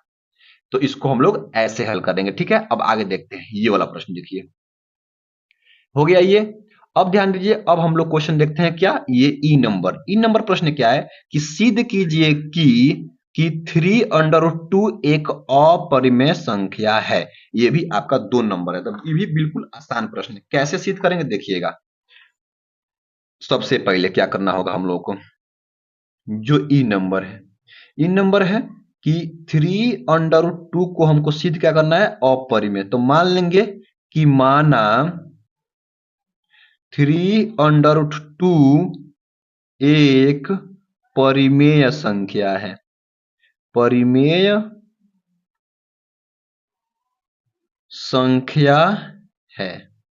संख्या है। ठीक है, अब ध्यान दीजिएगा जब परिमेय संख्या है तो 3√2 क्या हो जाएगा आपका p/q के रूप में हो जाएगा। ठीक है, p/q के रूप में हो जाएगा। जब यह परिमेय संख्या तो क्या होगा p/q के रूप में, और जहां q नॉट इक्वल टू 0 हो जाएगा और p और q लिखते हैं क्या कि p तथा q क्या है एक पूर्णांक है। क्या है, एक पूर्णांक है। ये हो गया। अब ध्यान दीजिएगा ये इसमें क्या है गुणा में आएगा तो भाग बन जाएगा, तो अंडर रूट में 2 बराबर p/3q हो जाएगा, 3q हो जाएगा। अब ध्यान दीजिए यहां से आपको तर्क है, बस इतना ही करना था, आपका आंसर आ गया है। अब क्या करना है ध्यान दीजिएगा, करना ये है कि देखिए p और q क्या है पूर्णांक है और 3 इसमें क्या है गुणा के रूप में, तो ये भी तो एक पूर्णांक बनेगा, यानी कि जो p/3q है यह एक क्या होगा पूर्णांक होगा, यानी कि यह एक परिमेय संख्या होगा। क्या होगा, परिमेय संख्या होगा। जब यह एक परिमेय संख्या होगा तो देखिएगा क्या परिमेय संख्या अपरिमेय संख्या के बराबर हो सकता है, क्योंकि √2 आपको पता है, सबको पता है कि √2 में कोई भी संख्या है अगर वह बाहर नहीं निकलती है तो वह एक अपरिमेय यानी कि इरेशनल नंबर होती है ना। तो देखिएगा ये तो आपका क्या है, ये आपका एक पूर्णांक के परिमेय संख्या है और ये आपका अपरिमेय संख्या है। तो क्या परिमेय संख्या अपरिमेय संख्या के बराबर हो सकता है, तो बिल्कुल नहीं हो सकता है। तो तर्क देंगे कि क्योंकि √2 क्या है एक अपरिमेय संख्या है, एक अपरिमेय संख्या है, एक अपरिमेय संख्या है। अंडर रूट क्या है? एक अपरिमेय संख्या है। और लिखेंगे तथा P/3 क्या है? एक परिमेय संख्या है, परिमेय संख्या है, परिमेय संख्या है। इसलिए अंडर 2 बराबर P3Q ये नहीं हो सकता, यानी कि नॉट इक्वल हो सकता है, नहीं हो सकता है। इसलिए हमारी मानना लिख लेंगे, हमारी गणना गलत है, गलत है। इसलिए क्या होगा? 3/2 एक परिमेय संख्या नहीं होगा, एक अपरिमेय संख्या, एक अपरिमेय संख्या होगा। ये आपको तर्क देना है, तो आपको इसको अच्छे से लिख लेना। हम जल्दीबाजी में थोड़ा बता दिए हैं, तो आपको इसको जल्दी से और बढ़िया से लिखना होगा, ठीक है ना। आइए देखते हैं एक और प्रश्न, देखिएगा। अब प्रश्न एक और है यहां पर, ये आपका एफ नंबर दिखाई दे रहा है? हाँ दिखाई तो दे रहा है, हाँ ठीक है। ये एफ नंबर क्या है? 120 और 315 का एलसीएम ज्ञात कीजिए। बिल्कुल आसान प्रश्न, देखिएगा यहाँ पे एफ जो है 120 और 315 का आपको एलसीएम क्या कीजिए, इसको गुणनखंड कर दीजिए, अभाज्य गुणनखंड कर दीजिए। ये 2 से कटेगा तो 60 आ जाएगा, 2 से जाएगा तो 30 आ जाएगा, 2 से जाएगा तो 15 आ जाएगा, यहाँ 3 से जाएगा तो 5 आ जाएगा, फिर 5 से जाएगा तो 1 आ जाएगा। ये जाएगा 3 से तो 3 एकम 3 जो 3 पचे 15, फिर 3 से कटेगा तो 3 त्रिक 9, 3 पचे 15, फिर 5 से कटेगा एक बार में, 7 बार में, फिर 7 से कटेगा आपका ये एक बार में। अब हमको एलसीएम निकालना है, तो पहले जो कॉमन है उसको लिख लेते हैं। तो कॉमन देखिए इसमें कुछ नहीं, केवल एगो 3 कॉमन दिखाई दे रहा है, यही ना 3 कॉमन है, तो पहले 3 को लिखेंगे, 3 ही को लिख लेते हैं, कोई दिक्कत नहीं है। अब जो कॉमन है सबको लिख लेते हैं, ये 2 वाला लिख लेते हैं, 2 गुणे 2 गुणे 2 गुणे 5 गुणे 3 गुणे 5 गुणे आपका 7। अब इसको गुणा कर देते हैं, देखिए 2 दूना 4, 4 दूना 8, 8 पचे 40, 40 तिहाई 4 तिहाई 12, 120, 120 पचे 12 तिहाई 12 पचे 60, 600 और 600 तिहाई आपका कितना? 6 3 1800, कितना हो जाएगा? 1800, और 1800 सत्य हो जाएगा आपका, तो 1800 और गुणे आपका 7 कितना हो जाएगा? यहाँ पे 700 700 7 तो 56 के 6 हासिल का 5 7 7 5 12, ये इतना आपका एलसीएम हो जाएगा, और क्या हो जाएगा? यही आपका आंसर हो जाएगा, ठीक है ना। तो मैं आप सभी को यहां तक प्रश्न करा दिया, कहां तक? जो 2 नंबर वाले प्रश्न थे, काफी इंपॉर्टेंट। यह क्वेश्चन नंबर 2 से कि किसी 5 खंड को हल कीजिए। पहला है निम्नलिखित सारणी से बहुलक ज्ञात कीजिए। वर्ग अंतराल दिया गया है आपका, और बारंबारता आपका यहाँ पे दिया गया है। तो कैसे इसको हम लोग हल करेंगे? चलिए हम लोग इसको हल करते हैं। सबसे पहले आप लोग को ध्यान देना है, ठीक है, देखिएगा सबसे पहले क्या करना है। सबसे पहले इस क्वेश्चन को हल करने के लिए आप लोगों को क्या करना पड़ेगा, यहाँ पे इसको देखिएगा। दूसरे का क्या है? पहला प्रश्न है, क्या है? लिखा है वर्ग अंतराल, तो आप भी यहाँ पे लिख दीजिएगा वर्ग अंतराल, वर्ग अंतराल। और ये बारंबारता को आपको यहां लिखना है, ठीक है, बारंबारता, इस बारंबारता को आपको यहां पे लिखना है, ठीक है। चलिए लिखिए, ये 0 से 10 है, लिखेंगे 0 से 10, ठीक है। फिर क्या है? 10 से 20 है, तो यहां लिखेंगे क्या? 10 से आपका 20। फिर क्या है? 20 से 30 है, तो लिखेंगे यहां 20 से 30, ठीक है। फिर क्या है? 40 से 50, 30 से 40 है, 30 से आपका यहाँ पे क्या है? 40, तो 40 लिख देंगे। और फिर 40 से आपका क्या है?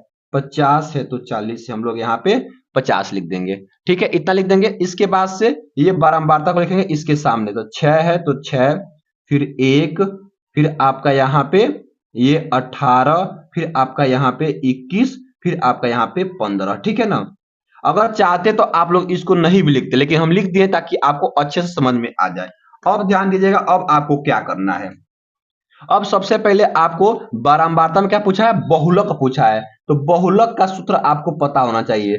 बहुलक, तो बहुलक बराबर क्या होता है? देखिए बहुलक, बहुलक बराबर आपका होता है यहाँ पे, ये होता है आपका L प्लस, ऊपर होता है आपका F1 माइनस F0, और बट्टे में क्या होता है आपका 2f1 minus f0 minus f2 और इनटू में क्या होता है आपका, इनटू में आपका h होता है। ठीक है, तो ये आपका सूत्र है। तो सूत्र तो आपको पता है, लेकिन ये बात पता नहीं है कि इसमें F1 कौन सा है, L1 क्या है, तो इसको आपको ज्ञात करना पड़ेगा। ठीक है ना। देखिए, सबसे पहले देखेंगे बारंबारता में आपका सबसे बड़ी बारंबारता किसका है। तो सबसे बड़ी बारंबारता आपका क्या है, ये वाला 21 नंबर है। तो यही आपका क्या कहलाएगा, F1 कहलाएगा। क्या कहलाएगा, F1। और F1 के जस्ट पहले वाला क्या कहलाएगा, आपका F0। तो ये आपका F0 कहलाएगा, ये आपका F0। और F1 के जस्ट बाद वाला आपका क्या कहलाएगा, F2 कहलाएगा। क्या कहलाएगा, ये आपका F2 कहलाएगा। अब ये F1, F2 और F0 क्या है, तो ये आपका है बारंबारता। ये आपका क्या है, बहुलक वर्ग की बारंबारता। ये क्या, बहुलक वर्ग की ठीक पहले वाले की बारंबारता। और ये क्या है, ये बहुलक वर्ग की ठीक बाद वाली बारंबारता। यहां लिखेंगे तब, यहां लिखेंगे कि F0 बराबर 18, आप लोग हिंदी में लिख लीजिएगा। F1 बराबर आपका यहाँ पे 21 और आपका F2 बराबर यहाँ पे आपका 15, ये लिख लीजिएगा।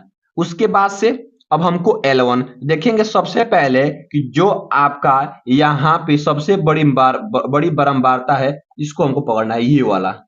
और इसमें देख लीजिए, इसमें जो छोटा वाला होगा ये यल होगा, यल। तो यहाँ पे L इक्वल टू कितना हो गया आपका, यहाँ पे 30 हो जाएगा। और इन दोनों का अंतर आपका H कहलाएगा। तो H इक्वल टू कितना हो जाएगा आपका यहाँ पे, तो 10 हो जाएगा। क्या हो जाएगा, यहाँ पे इन दोनों का अंतर 10 है, तो 10 हो जाएगा। बस अब आपका इसमें क्या भर देना है, मान भर देना है, और आपका आंसर यहाँ पे निकल जाएगा। तो मान भर दीजिए। चलिए, तो हम इसको मान भरते हैं, देखिए कैसे करेंगे। तो क्या लिखेंगे यहाँ पे, यहाँ लिखेंगे बहुलक बराबर, बहुलक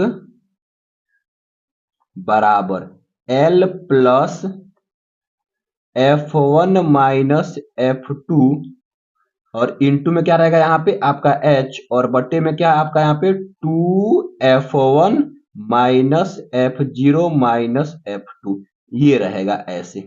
ठीक है, तो मान भर दीजिए। तो L1 का L का मान आपका यहाँ पे 30 हो जाएगा, प्लस आपका देखिए यहाँ पे F1 क्या है, 21 है, तो 21 भर देंगे, माइनस F2 कितना है, तो 15 है, तो यहाँ पे हम लोग 15 भर देंगे। और फिर बट्टे में 2 इंटू F1 कितना है, 21 है, तो 21 भर देंगे। और यहाँ पे माइनस F0 कितना है, तो F0 आपका 18 है, तो 18 भर देंगे, माइनस F2 कितना है, 15 है, तो यहाँ पे हम लोग 15 भर देंगे। ठीक है, 15, और पूरे का ब्रैकेट लग जाएगा। और इनटू में क्या है, H का मान 10 है, तो यहाँ पे हम लोग 10 भर देंगे। ठीक है, अब देखिए 10 भरने के बाद से अब इसको हम क्या करना है, हमको हल करना है। तो हल कर लीजिए, आपका आंसर आ जाएगा, ये 30 हो जाएगा और प्लस। अब ध्यान दीजिए, यहाँ पे 21 में से जाएगा आपका 15, तो 6 बचेगा। और बट्टे में ये देखिए 21 दूना 42, और ये माइनस 18 और माइनस आपका 15, तो ये आपका 8 5 13, ये 33 हो जाएगा। और इनटू में क्या है आपका 10 है। ठीक है ना। अब क्या करेंगे, देखिए यहाँ पर ये तो 30 रहेगा आपका, और प्लस ये 6 रहेगा, नीचे कितना हो जाएगा, घटाइए आपका, तो यहाँ पे 9 आएगा। देखिए यहाँ पे 9 आएगा। ठीक है, ये 9 आ गया। अब इसके बाद से जब ये ऊपर यहाँ पे 9 आएगा, तो ऊपर यहाँ क्या 10 से गुणा है, तो ये 10 से इसमें गुणा हो जाएगा। तो क्या हो जाएगा, देखिए यहाँ पे ये हो जाएगा 30 प्लस ये हो जाएगा आपका 60 बट्टे में 9, ये कट जाएगा 3 से, 3 दूना 6 यानी कि 20 बार में, और 3 त्रिकी 9, और ये कटेगा यहाँ पे देखिए, तो 30 प्लस ये कटेगा, तो 3 छक्के 18 पॉइंट, ये 3 कटेगा। और इसको जोड़ लेंगे तो कितना होगा आपका, ये देखिए 30 और 6 आपका हो जाएगा 36.33। यही आपका बहुलक आ जाएगा, क्या 36.33, और क्या हो जाएगा, यही आपका ये आंसर हो जाएगा। ठीक है ना, यही क्या जाएगा आपका यहाँ पे आंसर हो जाएगा। अब देखिए, ये तो आपका पहला क्वेश्चन था। अब इसी का हम लोग क्या करेंगे, दूसरा क्वेश्चन करेंगे। देखिए कैसे दूसरा क्वेश्चन करेंगे। दूसरा क्वेश्चन क्या दिया गया यहाँ पे आपका यहाँ पे दूसरा क्वेश्चन ये दिया गया है, ये कि सिद्ध कीजिए कि किसी बाह्य बिंदु से वृत्त पर स्पर्श रेखाओं की लंबाइयों समान होती है। मतलब सिद्ध करना है कि सिद्ध कीजिए कि किसी वृत्त के बाह्य बिंदु पर खींची गई स्पर्श रेखा की लंबाई क्या होती है, बराबर होती है। तो चलिए हम इसको भी हल करते हैं। चलिए देखिए कैसे हल करेंगे। तो सबसे पहले क्या करना होगा, आपको एक यहाँ पे वृत्त बनाना होगा, ठीक है ना। तो हम एक वृत्त पहले से बना कर रखें ताकि आप लोग के लिए यहाँ पे टाइम कम लगे, ठीक है ना। तो यहाँ पर हम आपके लिए एक वृत्त बना लिए हैं, देखिएगा ये वृत्त आपका है, दिखाई दे रहा है। हाँ, ये आपका यहाँ पे वृत्त है, ठीक है। और इस वृत्त हम एक वृत्त बनाए हैं और वृत्त के बाहर एक पी बिंदु लिए हैं और पी से एक स्पर्शरेखा खींचे हैं ए पी और पी से एक और स्पर्शरेखा खींचे हैं पी बी, ठीक है। अब ये पी ए और पी बी स्पर्श रेखा है और इस केंद्र से क्या किए हैं, इसको मिला दिए हैं और इसको मिला दिए हैं और फिर क्या मिला दिए हैं, पी से मिला दिए हैं। तो सबसे पहले इसको कैसे हल करेंगे उसको आपको समझना होगा, ठीक है ना। देखिए सबसे पहले यहाँ पे आपको लिखना है, दिखाई दे रहा है, ठीक है। ये दूसरा का क्या है, दूसरा का बी क्वेश्चन है। सबसे पहले लिखेंगे क्या, यहाँ पे दिया है, दिया है, क्या दिया है, देखिएगा यहां केवल एक वृत्त दिया गया है तो लिख लेंगे एक वृत्त, एक वृत्त जिसका, एक वृत्त जिसका केंद्र ओ है, एक वृत्त जिसका केंद्र क्या है, ओ है। अब ध्यान दीजिए जिसका केंद्र क्या है, ओ है। अब इसमें बस इतना ही दिया था, अब हमको क्या सिद्ध करना है, ये लिखना है। सबसे पहले सिद्ध करना है, लिखेंगे क्या, सिद्ध करना है, सिद्ध करना है कि स्पर्श रेखाओं की लंबाई क्या होनी चाहिए, बराबर। तो स्पर्श रेखा क्या है, पी ए और पी बी, लिख देंगे क्या, पी ए बराबर पी बी, ये आपका सिद्ध करना है। इसके बाद से हम रचना किए हैं, क्या किए हैं, डॉट डॉट लाइन से जो किए हैं वो रचना है। ओ को ए से मिलाए हैं, ओ को बी से मिलाए हैं और ओ को पी से मिलाए हैं। लिखेंगे यहाँ पे, यहाँ लिखेंगे रचना कि क्या क्या हम रचना इसमें किए हैं। तो रचना में लिखेंगे क्या, कि केंद्र, केंद्र ओ को, केंद्र ओ को ए कॉमा बी तथा तथा आपका पी, पी से मिलाया, पी से मिलाया, ये आपको यहाँ पे लिखना है कि केंद्र O को A, B तथा P से मिलाया। इतना करने के बाद से अब हमको लिखना है उपपत्ति, मतलब हम दिखाने जा रहे हैं उपपत्ति, उपपत्ति। तो उपपत्ति में क्या है, उपपत्ति में आपको ये लिखना है, सबसे पहले क्या लिखना है, देखिएगा उपपत्ति में, देखिए यहाँ पर चित्र को ध्यान से देखिएगा आप लोग। यहाँ पर दो वृत्त, एक ये वृत्त और एक वृत्त। पहला वृत्त आपका ये बन रहा है और दूसरा वृत्त आपका ये बन रहा है, तो दो वृत्त बन रहा है। तो क्या करेंगे, दोनों वृत्तों को अगर हम सर्गवांशम सिद्ध कर दें तब क्या होता है कि दो वृत्त अगर आपस में सर्गवांशम होते हैं तो उनकी संगत भुजाएं आपस में बराबर होती है, उनकी संगत कोण आपस में बराबर होती है। तो क्या करेंगे हम लोग, लिखेंगे त्रिभुज पी ए ओ तथा त्रिभुज पी बी ओ से।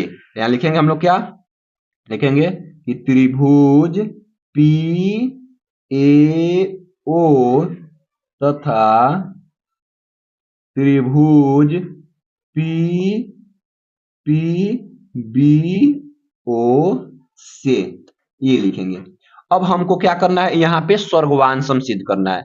तो कैसे हम लोग इसको सर्गवांशम सिद्ध कर सकते हैं, तो हमारे पास एक उपाय है। कैसे करेंगे कि किन्हीं दो भुजा को बराबर दिखा दें और एक कोण को, चाहे दो कोण और एक भुजा, चाहे तीनों कोण को बराबर दिखा दें। देखते हैं इसमें क्या होता है, देखिएगा सबसे पहले ये 90 डिग्री का कोण बनेगा, यहां भी 90 डिग्री का। कैसे बनेगा, आपको पता है कि कोई भी स्पर्श रेखा त्रिज्या पर लंब होती है। तो स्पर्श रेखा ये है और ये त्रिज्या इस पर लंब होगी, तो ये कितने का बनेगा, आपका 90 डिग्री का। तो वही हाल तो यहाँ है, दोनों का सेम है, दोनों स्पर्श रेखा है, त्रिज्या पर लंब होती है। तो क्या हो जाएगा, कोण ए पी ए ओ बराबर कोण पी बी ओ। तो लिखेंगे कोण पी ए ओ बराबर होगा कोण पी बी ओ के। कैसे होगा, लिख देंगे क्या, 90 डिग्री, 90 डिग्री। क्योंकि ये क्या होती है, लंब होती है, तो 90 डिग्री। अब इसके बाद से देखिएगा, ये भी त्रिज्या है और ये भी त्रिज्या है, तो इस त्रिभुज का ये रेखा और इस त्रिभुज का ये रेखा दोनों त्रिज्या है, यानी AO बराबर BO। देखेंगे AO बराबर BO, क्या लिखेंगे, आगे लिख देंगे त्रिज्या।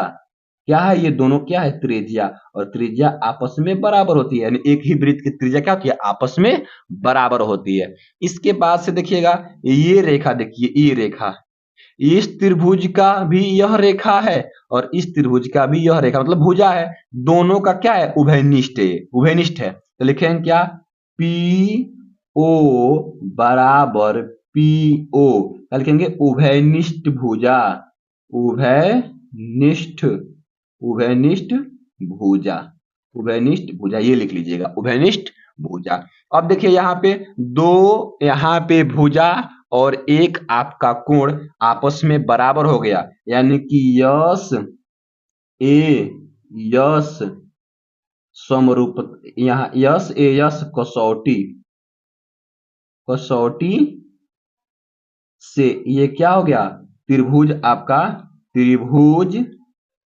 त्रिभुज ये PAO सर्गवांशम हो गया त्रिभुज PBOK, ये आपका क्या हो गया, सर्गवांशम हो गया। जब ये सर्गवांशम हो गया तो अब क्या होगा, अब इसकी संगत भुजा आपस में बराबर होगी, संगत कोण बराबर होगा, तो हमको संगत भुजा करना है। देखिएगा संगत भुजा कौन कौन बराबर होगी, बस हमको संगत भुजा बराबर करना है। तो संगत भुजा क्या होती है जी, कि जिसका व्यवहार एक तरह हो उसको बोलते हैं संगत, जिसका व्यवहार क्या हो, एक तरह हो। देखिएगा ये आपका जो रेखा है इसको स्पर्श करके जा रहा है और ये भी रेखा आपका स्पर्श कर रहा है, तो यह रेखा इस त्रिभुज का और यह रेखा इस त्रिभुज का, यानी कि दोनों रेखाएं क्या है, संगत है। तो लिख देंगे इसलिए, लीजिएगा इसलिए ये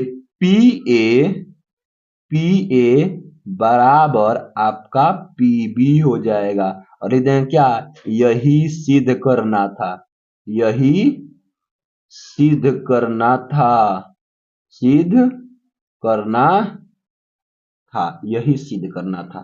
तो आप लोग इसको ऐसे हल करेंगे, ठीक है ना। आइए देखते हैं क्वेश्चन नंबर अब तीसरा, देखिएगा क्वेश्चन नंबर तीसरा को देख लेते हैं, ये थोड़ा सा आगे चला गया, चलिए देख लेते हैं। अब देखिए क्वेश्चन नंबर आपका तीसरा, क्वेश्चन तीसरा बहुत आसान प्रश्न है। लिखा गया है किसी त्रिभुज की भुजाएं क्रमशः 3 सेंटीमीटर, 6 सेंटीमीटर और 8 सेंटीमीटर तथा दूसरे त्रिभुज की भुजाएं क्रमशः 4.5 सेंटीमीटर, 9 सेंटीमीटर और 12 सेंटीमीटर है, तो सिद्ध कीजिए कि ये त्रिभुज समरूप है। तो त्रिभुज समरूप होने का क्या कंडीशन है जी, कि अगर उस दो त्रिभुजों के अनुपात अगर बराबर हो जाते हैं तो वह त्रिभुज क्या कहलाएगा, दोनों आपस में समरूप कहलाएंगे। तो क्या करना है, इसका अनुपात निकाल लीजिए, सिंपल प्रश्न है, क्या कीजिए, इसका अनुपात आप लोग निकाल लीजिए। तो पहले त्रिभुज ये है, तो मान लेते हैं एक छोटा त्रिभुज ऐसे रफ में बना लेते हैं ताकि आप लोग को समझ में भी आ जाए, ये, और एक और त्रिभुज ऐसे हम लोग यहाँ पे बना लेते हैं, इसको ABC देते हैं, इसको PQR दे देते हैं। ये 3 सेंटीमीटर है, ये 6 सेंटीमीटर है और ये 8 सेंटीमीटर। वैसे ही ये 4.5 सेंटीमीटर, ये 9 सेंटीमीटर और ये 12 सेंटीमीटर दिया गया है। तो क्या करना है, अब हमको संगत भुजाओं का अनुपात निकाल लीजिए, यानी कि AB बटे PQ, AB बटे PQ बराबर BC बटे QR, QR बराबर AC बटे PR, PR। अगर ये इतना बराबर आ जाता है तो ये दोनों त्रिभुज आपस में क्या हो जाएंगे, समरूप। तो मान भरिए, बस आंसर आपका आ जाएगा। तो AB का मान 3 है बटे PQ का मान 4.5 है, बराबर BC का मान आपका 8 है और यहाँ पे QR का मान आपका 12 है, बराबर AC का मान कितना है, 6 है, और बराबर आपका यहाँ पे PR का मान 9 है। ये हो गया। अब देखिए क्या करना है, अब आप लोग इसको काटिएगा, ये कटेगा 3, देखिएगा 3 दूना आपका 6, तो 3 ये किसे कट जाएगा, देखिए 3 आपका 1.5 से कट जाएगा, 1.5 दूना 3 और 1.5 तिहाई आपका 4.5, यानी कि यहाँ पे 2/3। ये 4 से कटेगा 4 दूना 8, 4 तिहाई 12। ये 3 से कटेगा 3 दूना यहाँ पे 6 और 3 त्रिकी 9। यानी देखिए यहाँ भी 2/3 आ गया और यहाँ भी 2/3 आ गया और यहाँ भी 2/3 आ गया, यानी संगत भुजाओं का अनुपात क्या हो गया? संगत भुजाओं का अनुपात बराबर हो गया। लिख देंगे इसलिए त्रिभुज ए बी सी समरूप है त्रिभुज पी क्यू आर के। बस ये आपको इतना दिखा देना है, बस यही आपका क्या हो जाएगा? आंसर हो जाएगा। ठीक है, आइए देखते हैं अगला प्रश्न। अगला प्रश्न आपका ये है, देखिएगा ये आपका डी नंबर। ठीक है, बोला है यहाँ पे किसी भिन्न के अंश और हर में एक जुड़ने पर वह 4/5 हो जाती है। यदि अंश और हर में से 5 घटाया जाए तो उस भिन्न का मान 1/2 हो जाता है, तो भिन्न ज्ञात कीजिए। बिल्कुल आसान प्रश्न है, इसको भी आपको करना है। देखिए कैसे करेंगे। सबसे पहले आपको क्या करना होगा, देखिए यहाँ पर मान लेंगे यहाँ पे। ठीक है, ये आपका ये दूसरा का क्या है? डी नंबर प्रश्न है। तो भिन्न बोला है तो मान लीजिए भिन्न किससे बनता है? आपका अंश और हर से बनता है। तो मान लेंगे भिन्न का अंश, लिखेंगे कि माना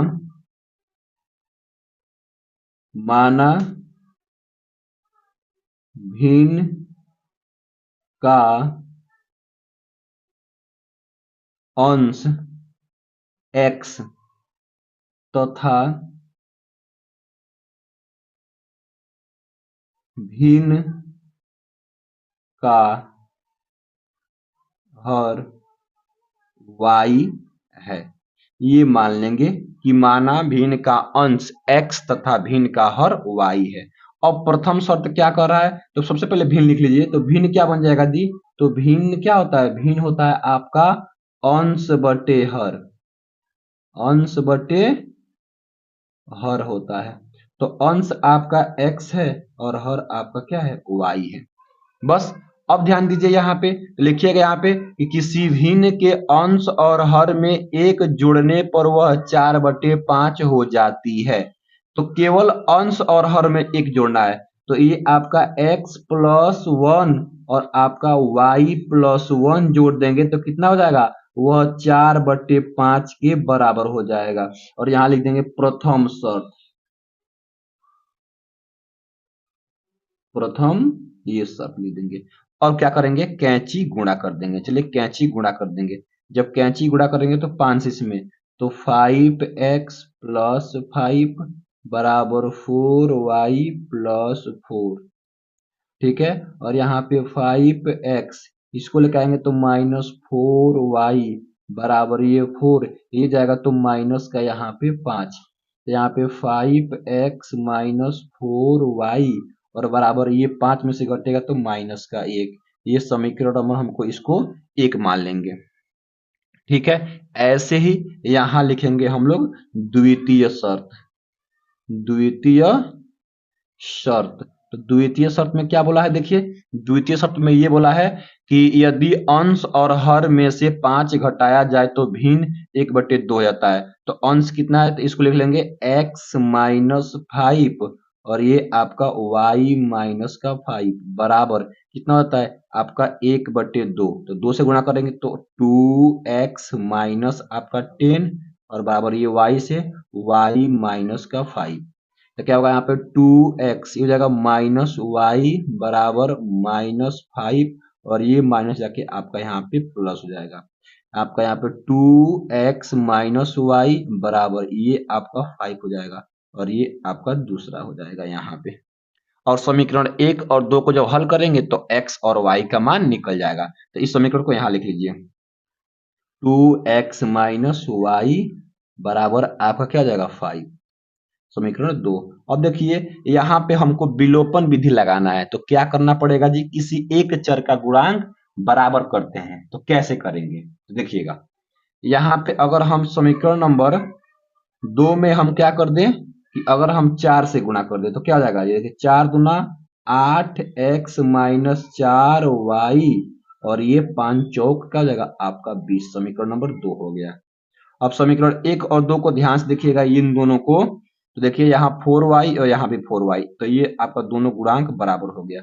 क्या कर देंगे, घटा देंगे, तो घटाएंगे तो ये माइनस, ये प्लस, ये माइनस, माइनस 4y से प्लस 4y कैंसिल, और माइनस 8x में से घटेगा 5x, तो क्या आएगा माइनस का 3x बराबर, यहां देखिएगा माइनस 19, माइनस 20 और माइनस आपका यहाँ पे ये 1, तो माइनस का क्या हो जाएगा आपका 21, माइनस से माइनस कैंसिल हो जाएगा। ठीक है, उसके बाद से देखिएगा यहाँ पे x इक्वल टू 21/3, तो ये कट जाएगा, तो x इक्वल टू आपका यहाँ पे 7 हो जाएगा, x इक्वल टू 7। जब x इक्वल टू 7 आ जाएगा तो क्या करेंगे, समीकरण नंबर 1 या 2 में रख देंगे, तो y का मान लिखेंगे, x का मान समीकरण 1 में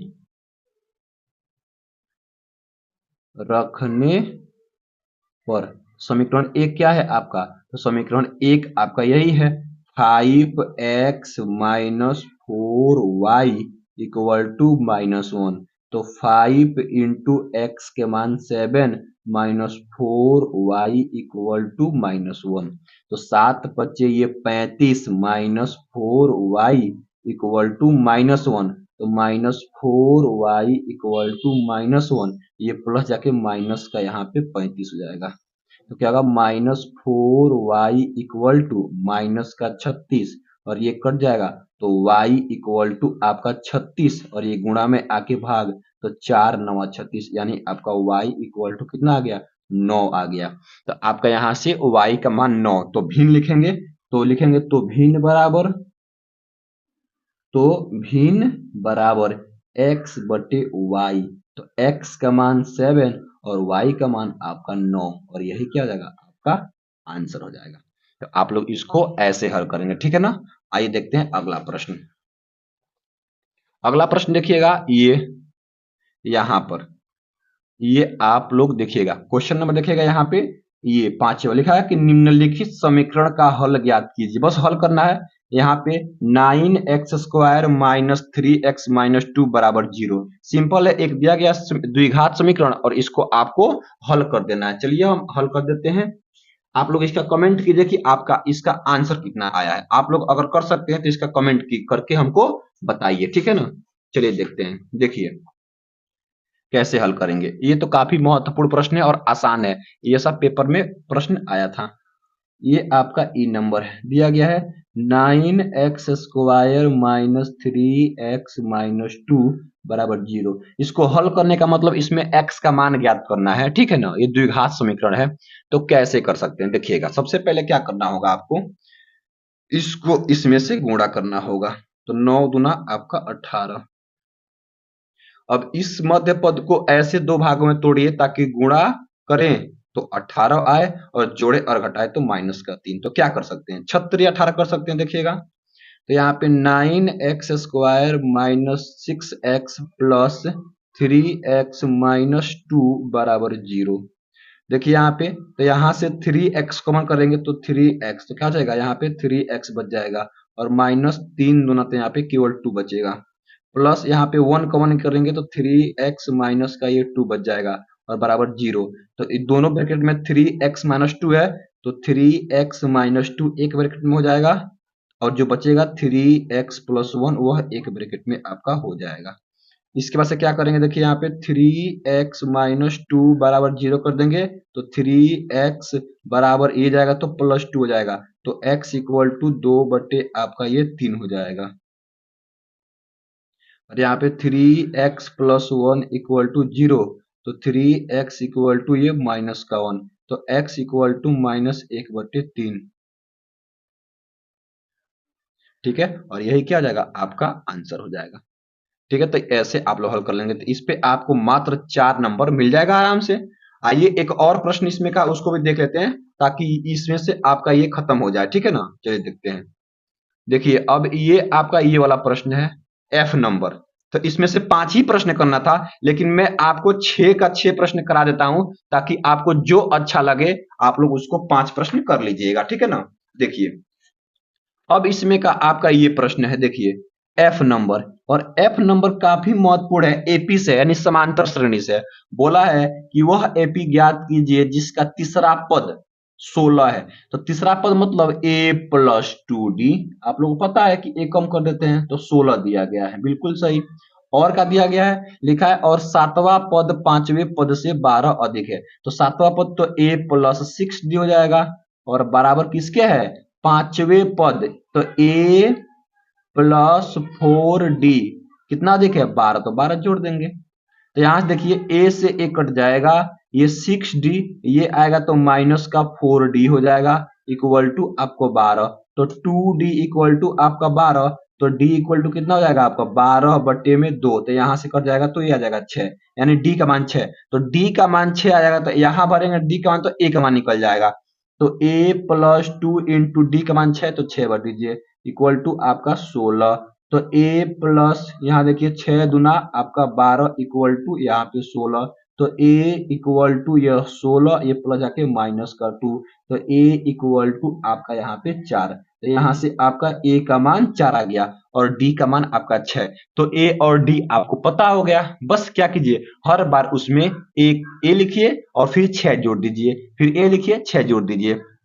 तो पहला पद आपका 4, दूसरा पद क्या होगा, उसमें 6 ऐड करना है क्योंकि अंत होता है, तो 6 और 4 आपका 10। दूसरा पद आपका तो 6 10 में आपका 6 तो 16, फिर 16 6 आपका 22, फिर 22 6 आपका 28, और डॉट डॉट डॉट, यही क्या हो जाएगा आपका एपी हो जाएगा, यही क्या हो जाएगा और एपी, और यही आपका आंसर हो जाएगा। तो ऐसे आप लोग इसका एपी ज्ञात कर सकते हैं। 6 नंबर वाले प्रश्न यहां से स्टार्ट होते हैं, देखिएगा। ये जो यहां दिखाई दे रहा है 3 नंबर प्रश्न, यहां से होता है स्टार्ट। लिखा है कि निम्नलिखित समीकरण युग्म हल कीजिए। एक यहां दिया गया और एक यहां, ये समीकरण दिया गया, इसको हल करना है या ये करना है, दोनों में से किसी एक को करना है, ठीक है ना। और ये चौथे प्रश्न में भी क्या करना है, दोनों में से किसी एक को हल करना है। और यहाँ पे देखिए पांचवें प्रश्न में से भी किसी एक को हल करना है। चलिए हम इसको हल करते हैं। तो सबसे पहले आप लोग को यहाँ पे हम करेंगे तीसरा नंबर प्रश्न को हल करेंगे। चलिए देखते हैं। तो यहां से हम इसको स्टार्ट कर देते हैं, देखिएगा। तीसरा प्रश्न हमको हल करना है, तो इसको हम लोग यहां से हल करेंगे। चलिए तीसरा प्रश्न, ठीक है। दिया गया समीकरण आपका 5x plus Y equal to आपका 3, और ये आपका पहला समीकरण है, और दूसरा दिया गया है 6x minus 5y equal to 1/2, ये आपका समीकरण नंबर दूसरा दिया गया है। और इन दोनों समीकरण को हमको हल करना है। हल करने का मतलब क्या है, x और y का मान ज्ञात करना, ठीक है ना। चलिए इसको हम हल करते हैं। देखिए आपको यहाँ ये नहीं बोला है कि कौन से विधि से हल करना है, विलोपन विधि से कि प्रतिस्थापन विधि से कि आपका बीजगणित विधि से। तो जिसको आपको मन करे उस विधि को यहाँ पे आपको लगाना है। तो हम यहाँ पे स्टार्ट करते हैं विलोपन विधि से हल करना। तो विलोपन विधि में क्या होता है कि चर का किसी एक चर का गुणांक बराबर करना होता है। देखिए इसमें 5y है, इसमें केवल y है, तो क्या करें, समीकरण एक में अगर हम क्या कर दें 5 से मल्टीप्लाई कर दें तो क्या हो जाएगा, 5 से करेंगे तो ये 25 हो जाएगा यहाँ पे x, और प्लस ये 5y, और इक्वल टू यहाँ पे 5 3 जा आपका यहाँ पे हो जाएगा 15। ये आपका समीकरण नंबर फर्स्ट हो जाएगा। और इसको भी यहाँ लिख लेंगे, क्या है 6x और माइनस आपका 5y, और ये इक्वल टू 1/2, ये समीकरण 2 है। अब इसको हल कीजिए, तो कैसे हल करें देखिएगा। यहाँ पे हम इसको अच्छे से हल करने वाले हैं। देखिए यहाँ पे हम क्या करेंगे, यहाँ पे जोड़ देंगे, समीकरण 1 और 2 क्या कर देंगे, जोड़ देंगे। जोड़ेंगे तो प्लस 5y से माइनस 5y कैंसिल हो जाएगा, और यहाँ पे 25x और प्लस आपका 6x यानी 25x प्लस 6x आपका 31x हो जाएगा, और इक्वल टू इसको ऐड करेंगे तो यहाँ पे 15 और प्लस 1/2, तो इसको ऐड करेंगे तो क्या हो जाएगा, यहाँ पे देखिए यहाँ पे ये हो जाएगा आपका 31x इक्वल टू ये बट्टा 1 मान लेंगे, तो ये इससे मल्टीप्लाई हो जाएगा, तो यहाँ पर हो जाएगा 30 प्लस 1 बाई आपका 2, ठीक है ना। फ्रैक्शन का यहाँ पे ऐड हो जाएगा। इसके बाद से कैसे करेंगे देखिएगा, यहाँ पे ये 31x इक्वल टू ये हो जाएगा आपका 31/2, ठीक है ना। देखिए 31 से 31 कैंसिल, तो x इक्वल टू आपका 1/2 आ जाएगा। तो यहां से x इक्वल टू क्या करना है, आपको 1/2 लिख लेना है। अब क्या करना है, x का मान समीकरण 1 या 2 किसी में रखेंगे तो आपका y का मान निकल जाएगा। तो चलिए यहां से हम x का मान समीकरण 2 में रख देते हैं। तो लिखेंगे यहाँ पे x का मान समीकरण 2 में रखने समीकरण 2 में रखने पर, तो समीकरण 2 आपका क्या है, 6x minus 5y equal to 1/2। 6x into x के स्थान पे 1/2 भर देंगे, माइनस 5y इक्वल टू 1/2। इससे ये कट जाएगा तो 3 हो जाएगा। तो केवल 3 माइनस 5y इक्वल टू 1/2। तो माइनस 5y इक्वल टू 1/2, और ये प्लस में आएगा तो माइनस का यहाँ पे 3 हो जाएगा। ठीक है, इसका बट्टा 1 मान लेंगे। जब बट्टा 1 मान के हल करेंगे तो क्या होगा, देखिए ये माइनस 5y इक्वल टू ये हो जाएगा 2, और यहां से 1 माइनस 2 3 जा आपका 6, तो माइनस 5y इक्वल टू ये इसमें से माइनस हो जाएगा तो माइनस 5/2। तो माइनस 5 से माइनस 5 कैंसिल, तो y इक्वल टू आपका 1/2। तो यहां से भी आपका y इक्वल टू आपका 1/2। तो लिखेंगे यहाँ पे हल इक्वल टू हल बराबर x इक्वल टू 1/2 और y इक्वल टू 1/2, और यही क्या हो जाएगा, आपका आंसर हो जाएगा। अगर आप लोग इसको ऐसे हल कर लेंगे तो आराम से आपको 6 नंबर मिलेगा और एक भी नंबर नहीं कटेगा। तो आप लोग ऐसे ही करके आएंगे तो 6 में 6 मिलेगा। ठीक है ना, एक भी नंबर नहीं कटने वाला है। आइए देखते हैं अगला प्रश्न। अब ध्यान दीजिएगा, जब इस प्रश्न को आप हल कर लेंगे ना, जब इस प्रश्न को आप हल कर लीजिएगा तो इसको नहीं हल करना है। या तो आप इसको हल कीजिएगा या तो आपको इसको हल करना होगा। तो हम ये हल कर लिए हैं तो अब ये हल नहीं करना है आपको। ठीक है ना। तो आइए देखते हैं आप चौथा प्रश्न।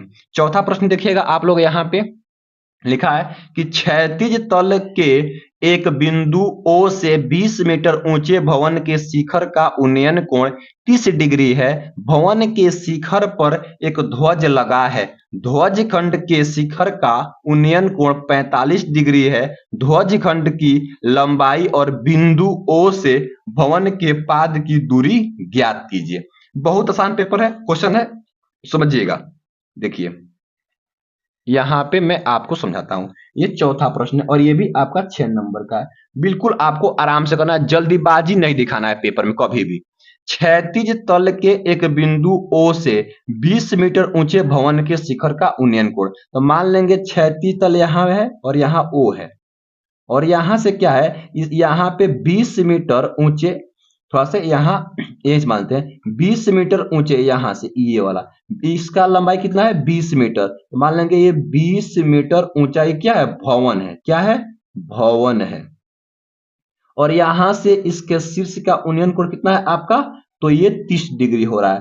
तो यहां से एक लाइन इसको बांध देंगे, ये कितना हो रहा है आपका 30 डिग्री हो रहा है। आगे बोला है भवन के शिखर पर एक ध्वज लगा है, तो मान लेते हैं भवन है और भवन के शिखर पर क्या लगा है, यहाँ पे एक ध्वज लगा है, यानी कि झंडा लगा है, ध्वज लगा है। ध्वज खंड के शिखर का उन्नयन कोण 45 है, तो ये यहां से 45 है, यहाँ पे ये पूरा कितना है आपका 45 है, कितना 45 पूरा है। ठीक है, तो बोला है ध्वज खंड की लंबाई की, ये ध्वज खंड कितना है, और बिंदु O से भवन के पाद की दूरी ज्ञात कीजिए, ये दूरी और ये ज्ञात करना है। तो इसको h मान लेंगे, माना ध्वज खंड की लंबाई क्या है h, इसको a मानिए, इसको b मानिए और इसको c मानिए। ठीक है, तो h मानिए और इसको हम लोग x मानेंगे, क्या मानेंगे हम लोग, इसको x मानेंगे। ठीक है, इसको हम लोग x मानेंगे और ये आपका h है। तो देखिए कैसे हल करेंगे, सबसे पहले मानेंगे, लिखेंगे यहाँ पे कि माना ध्वज खंड की लंबाई h मीटर है। लिखेंगे कि माना ध्वज खंड की लंबाई h मीटर है, तथा बिंदु O से यहां लिखेंगे भवन की दूरी, तथा बिंदु ओ से बिंदु ओ से भवन की दूरी x मीटर है। ये मान लेंगे कि क्या है, ये x मीटर है। अब देखिए, अब हम इस त्रिभुज आएंगे, त्रिभुज ए ओ बी में, तो लिखेंगे त्रिभुज ए बी ओ से, ए बी ओ से। देखिए, ये जब भवन है तो ये क्या होगा, लंबवत होगा, तो ये 90 डिग्री होगा, तो यह एक समकोण त्रिभुज बनेगा। तो लिखेंगे यहाँ पे समकोण, लिखेंगे ब्रैकेट में क्या, समकोण, क्योंकि ये समकोण त्रिभुज है, तो ये समकोण लिख लेंगे। इसके बाद से क्या करेंगे, देखिए लिखेंगे यहाँ पे, देखिए ये थीटा कितना है, 30 डिग्री, तो ले लेंगे टेन थीटा। तो टेन थीटा इक्वल टू क्या होता है, लंब, लंब बट्टे आधार, तो ए बी बट्टे बी ओ, तो ए बी बटे बी ओ, तो टेन थीटा का जगह कितना होगा आपका, 30 डिग्री होगा, 30 डिग्री बराबर ए बी कितना है आपका, 20 है, और आपका बी ओ कितना है, एक्स है, ये x है। तो टेन 30, तो टेन 30 का मान क्या हो जाएगा, 1/रूट में आपका 3 इक्वल टू आपका 20/x। तो यहां से क्या करेंगे, क्रॉस मल्टीप्लीकेशन, तो x इक्वल टू क्या हो जाएगा, 20√3 मीटर। तो यहां से आपका x का मान ये निकल जाएगा। अब सेम ऐसे ही क्या करेंगे, ध्यान दीजिएगा, सेम ऐसे ही अब पुनः करेंगे, लिखेंगे यहाँ पे पुनः त्रिभुज, अब ये वाला बी सी ओ, बी सी ओ से, तो ये भी एक क्या है, समकोण त्रिभुज है, क्या है, समकोण त्रिभुज।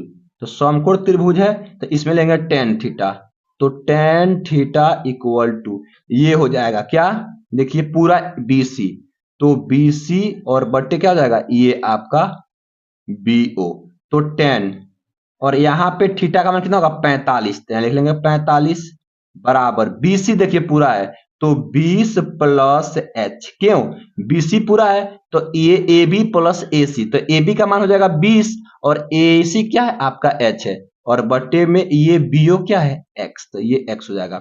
टेन 45 का मान 1 हो जाएगा, तो 1 इक्वल टू 20 प्लस एक्स बटे एच, इसका बटा 1, ये करेंगे यहाँ पे क्रॉस मल्टीप्लीकेशन, तो क्या होगा आपका, देखिए यहाँ पे ये x equal to 20 plus H, तो x का मान यहां भर देंगे, जब x का मान भरेंगे तो ये हो जाएगा 20 करड़ी में 3 इक्वल टू 20 प्लस एच, और इसको भेज देंगे तो आ जाएगा माइनस, तो h इक्वल टू 20 करड़ी में 3 माइनस 20, यहाँ पे h इक्वल टू 20, जब माइनस यहाँ कॉमन कर लेंगे तो करड़ी में 3 माइनस 1, और ये हो जाएगा मीटर। तो ये आपका h क्या हो जाएगा, ये ध्वजखंड की लंबाई, और x क्या हो जाएगा आपका, यहाँ पे बिंदु O से भवन की दूरी, तो लिखेंगे यहाँ पे कि ध्वज खंड की लंबाई, ध्वज खंड की लंबाई कितना हो जाएगा, ये h है, तो आपका हो जाएगा यहाँ पे h इक्वल टू 20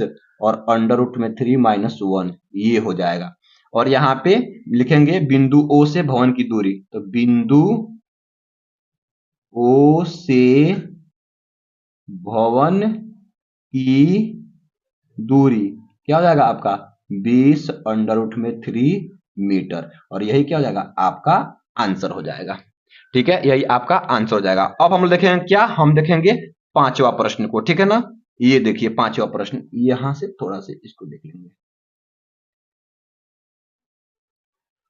अब देखिए ये पांचवा प्रश्न है, बोला है कि 14 सेंटीमीटर भुजा के ठोस लकड़ी के घन को छीलकर एक महत्तम गोला बनाया जाता है, छिली हुई लकड़ी का आयतन ज्ञात कीजिए। सबसे पहले देखिए ये आपका एक घन बना लेते हैं, घन तो नहीं बन पाएगा, थोड़ा सा यहाँ पे हम ट्राई करते हैं कि घन टाइप में बन जाए, ये तो वर्ग बन रहा है लेकिन कोई दिक्कत नहीं, मान लेते हैं घन है, क्या है, घन है, और बोला है इसका भुजा है 14 सेंटीमीटर।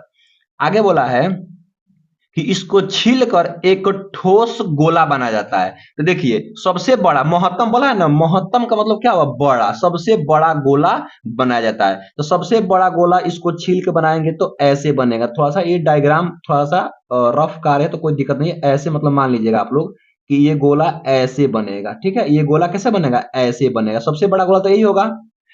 तो ध्यान दीजिएगा, तो सबसे बड़ा गोला ऐसे बनेगा, तो लिखा है कि छिली हुई, छिली हुई लकड़ी का आयतन, जो ये वेस्ट हो गया, ये जो वेस्ट हो गया, ये जो वेस्ट हो गया, ये जो वेस्ट हो गया है, इसका आयतन कितना होगा। तो सबसे पहले ये घन का हम लोग आयतन निकाल लेते हैं। तो पांचवा का क्वेश्चन होगा, सबसे पहले आप क्या कीजिए, घन का आयतन निकालिए, घन का आयतन। तो घन का आयतन का सूत्र क्या होता है, आयतन का सूत्र आपका होता है क्या, भुजा क्यूब। क्या होता है, भुजा क्यूब। तो भुजा कितना है, 14 सेंटीमीटर। तो 14 का क्यूब, तो 14 का क्यूब आपका कितना होता है, 2749 होता है। कितना होता है, 2700 आपका 49 हो जाएगा, 2744 होगा। ठीक है, ये हो गया। उसके बाद से आपको क्या करना है, देखिएगा ये तो निकल गया पूरा यहाँ घन का। अब क्या करेंगे, इस गोले का आयतन निकाल करके इसमें से माइनस कर देंगे, तो छिली हुई आपका लकड़ी का आयतन निकल जाएगा। क्या लिखेंगे, और लिखेंगे गोले का आयतन। क्या लिखेंगे यहाँ पे, गोले का आयतन, गोले का आयतन। तो गोले का आयतन क्या होता है, 4/3 पाई आर क्यूब। तो मान भर देते हैं, 4/3 इंटू 22/7 इंटू आर, यही होगा। देखिए पूरा यह दूरी कितना होगा आपका, 14 सेंटीमीटर। तो हम आधा ले लेंगे तो कितना हो जाएगा आपका, आर हो जाएगा, तो यानी कि 7 सेंटीमीटर। तो 7 × 7 × 7, एगो 7 से एगो 7 कट जाएगा। ठीक है, जब इसको आप लोग हल करेंगे तो ये पाएंगे यहाँ 1437 आपका 33 सेंटीमीटर क्यूब आएगा, और ये भी क्या होगा, सेंटीमीटर क्यूब होगा। तो ये दोनों निकल गया। इसके बाद से आपको क्या करना है, छिली हुई लकड़ी का आयतन। तो लिखेंगे यहाँ पे क्या, छिली हुई लकड़ी का आयतन। छिली हुई लकड़ी का आयतन क्या होगा, कि घन का आयतन, घन का आयतन माइनस गोले का आयतन, गोले का आयतन। तो घन का आयतन कितना होगा, 2744 माइनस 1437.33 सेंटीमीटर क्यूब। जब इसको आप लोग हल करेंगे तो ये आपका 1306.67 सेंटीमीटर क्यूब, इतना आपका आंसर आ जाएगा, और यही क्या हो जाएगा, आपका आंसर हो जाएगा। तो ये रहा आपका 6 नंबर वाले ये 6 नंबर वाले प्रश्न। तो अगर वीडियो अच्छा लगा है तो आप लोग वीडियो को लाइक कर दीजिए, और आप लोग चैनल पे पहली बार आए हैं तो चैनल को सब्सक्राइब कर लीजिए, ताकि ऐसा वीडियो आप लोग को हमेशा मिलता रहे। Thank you for watching this video.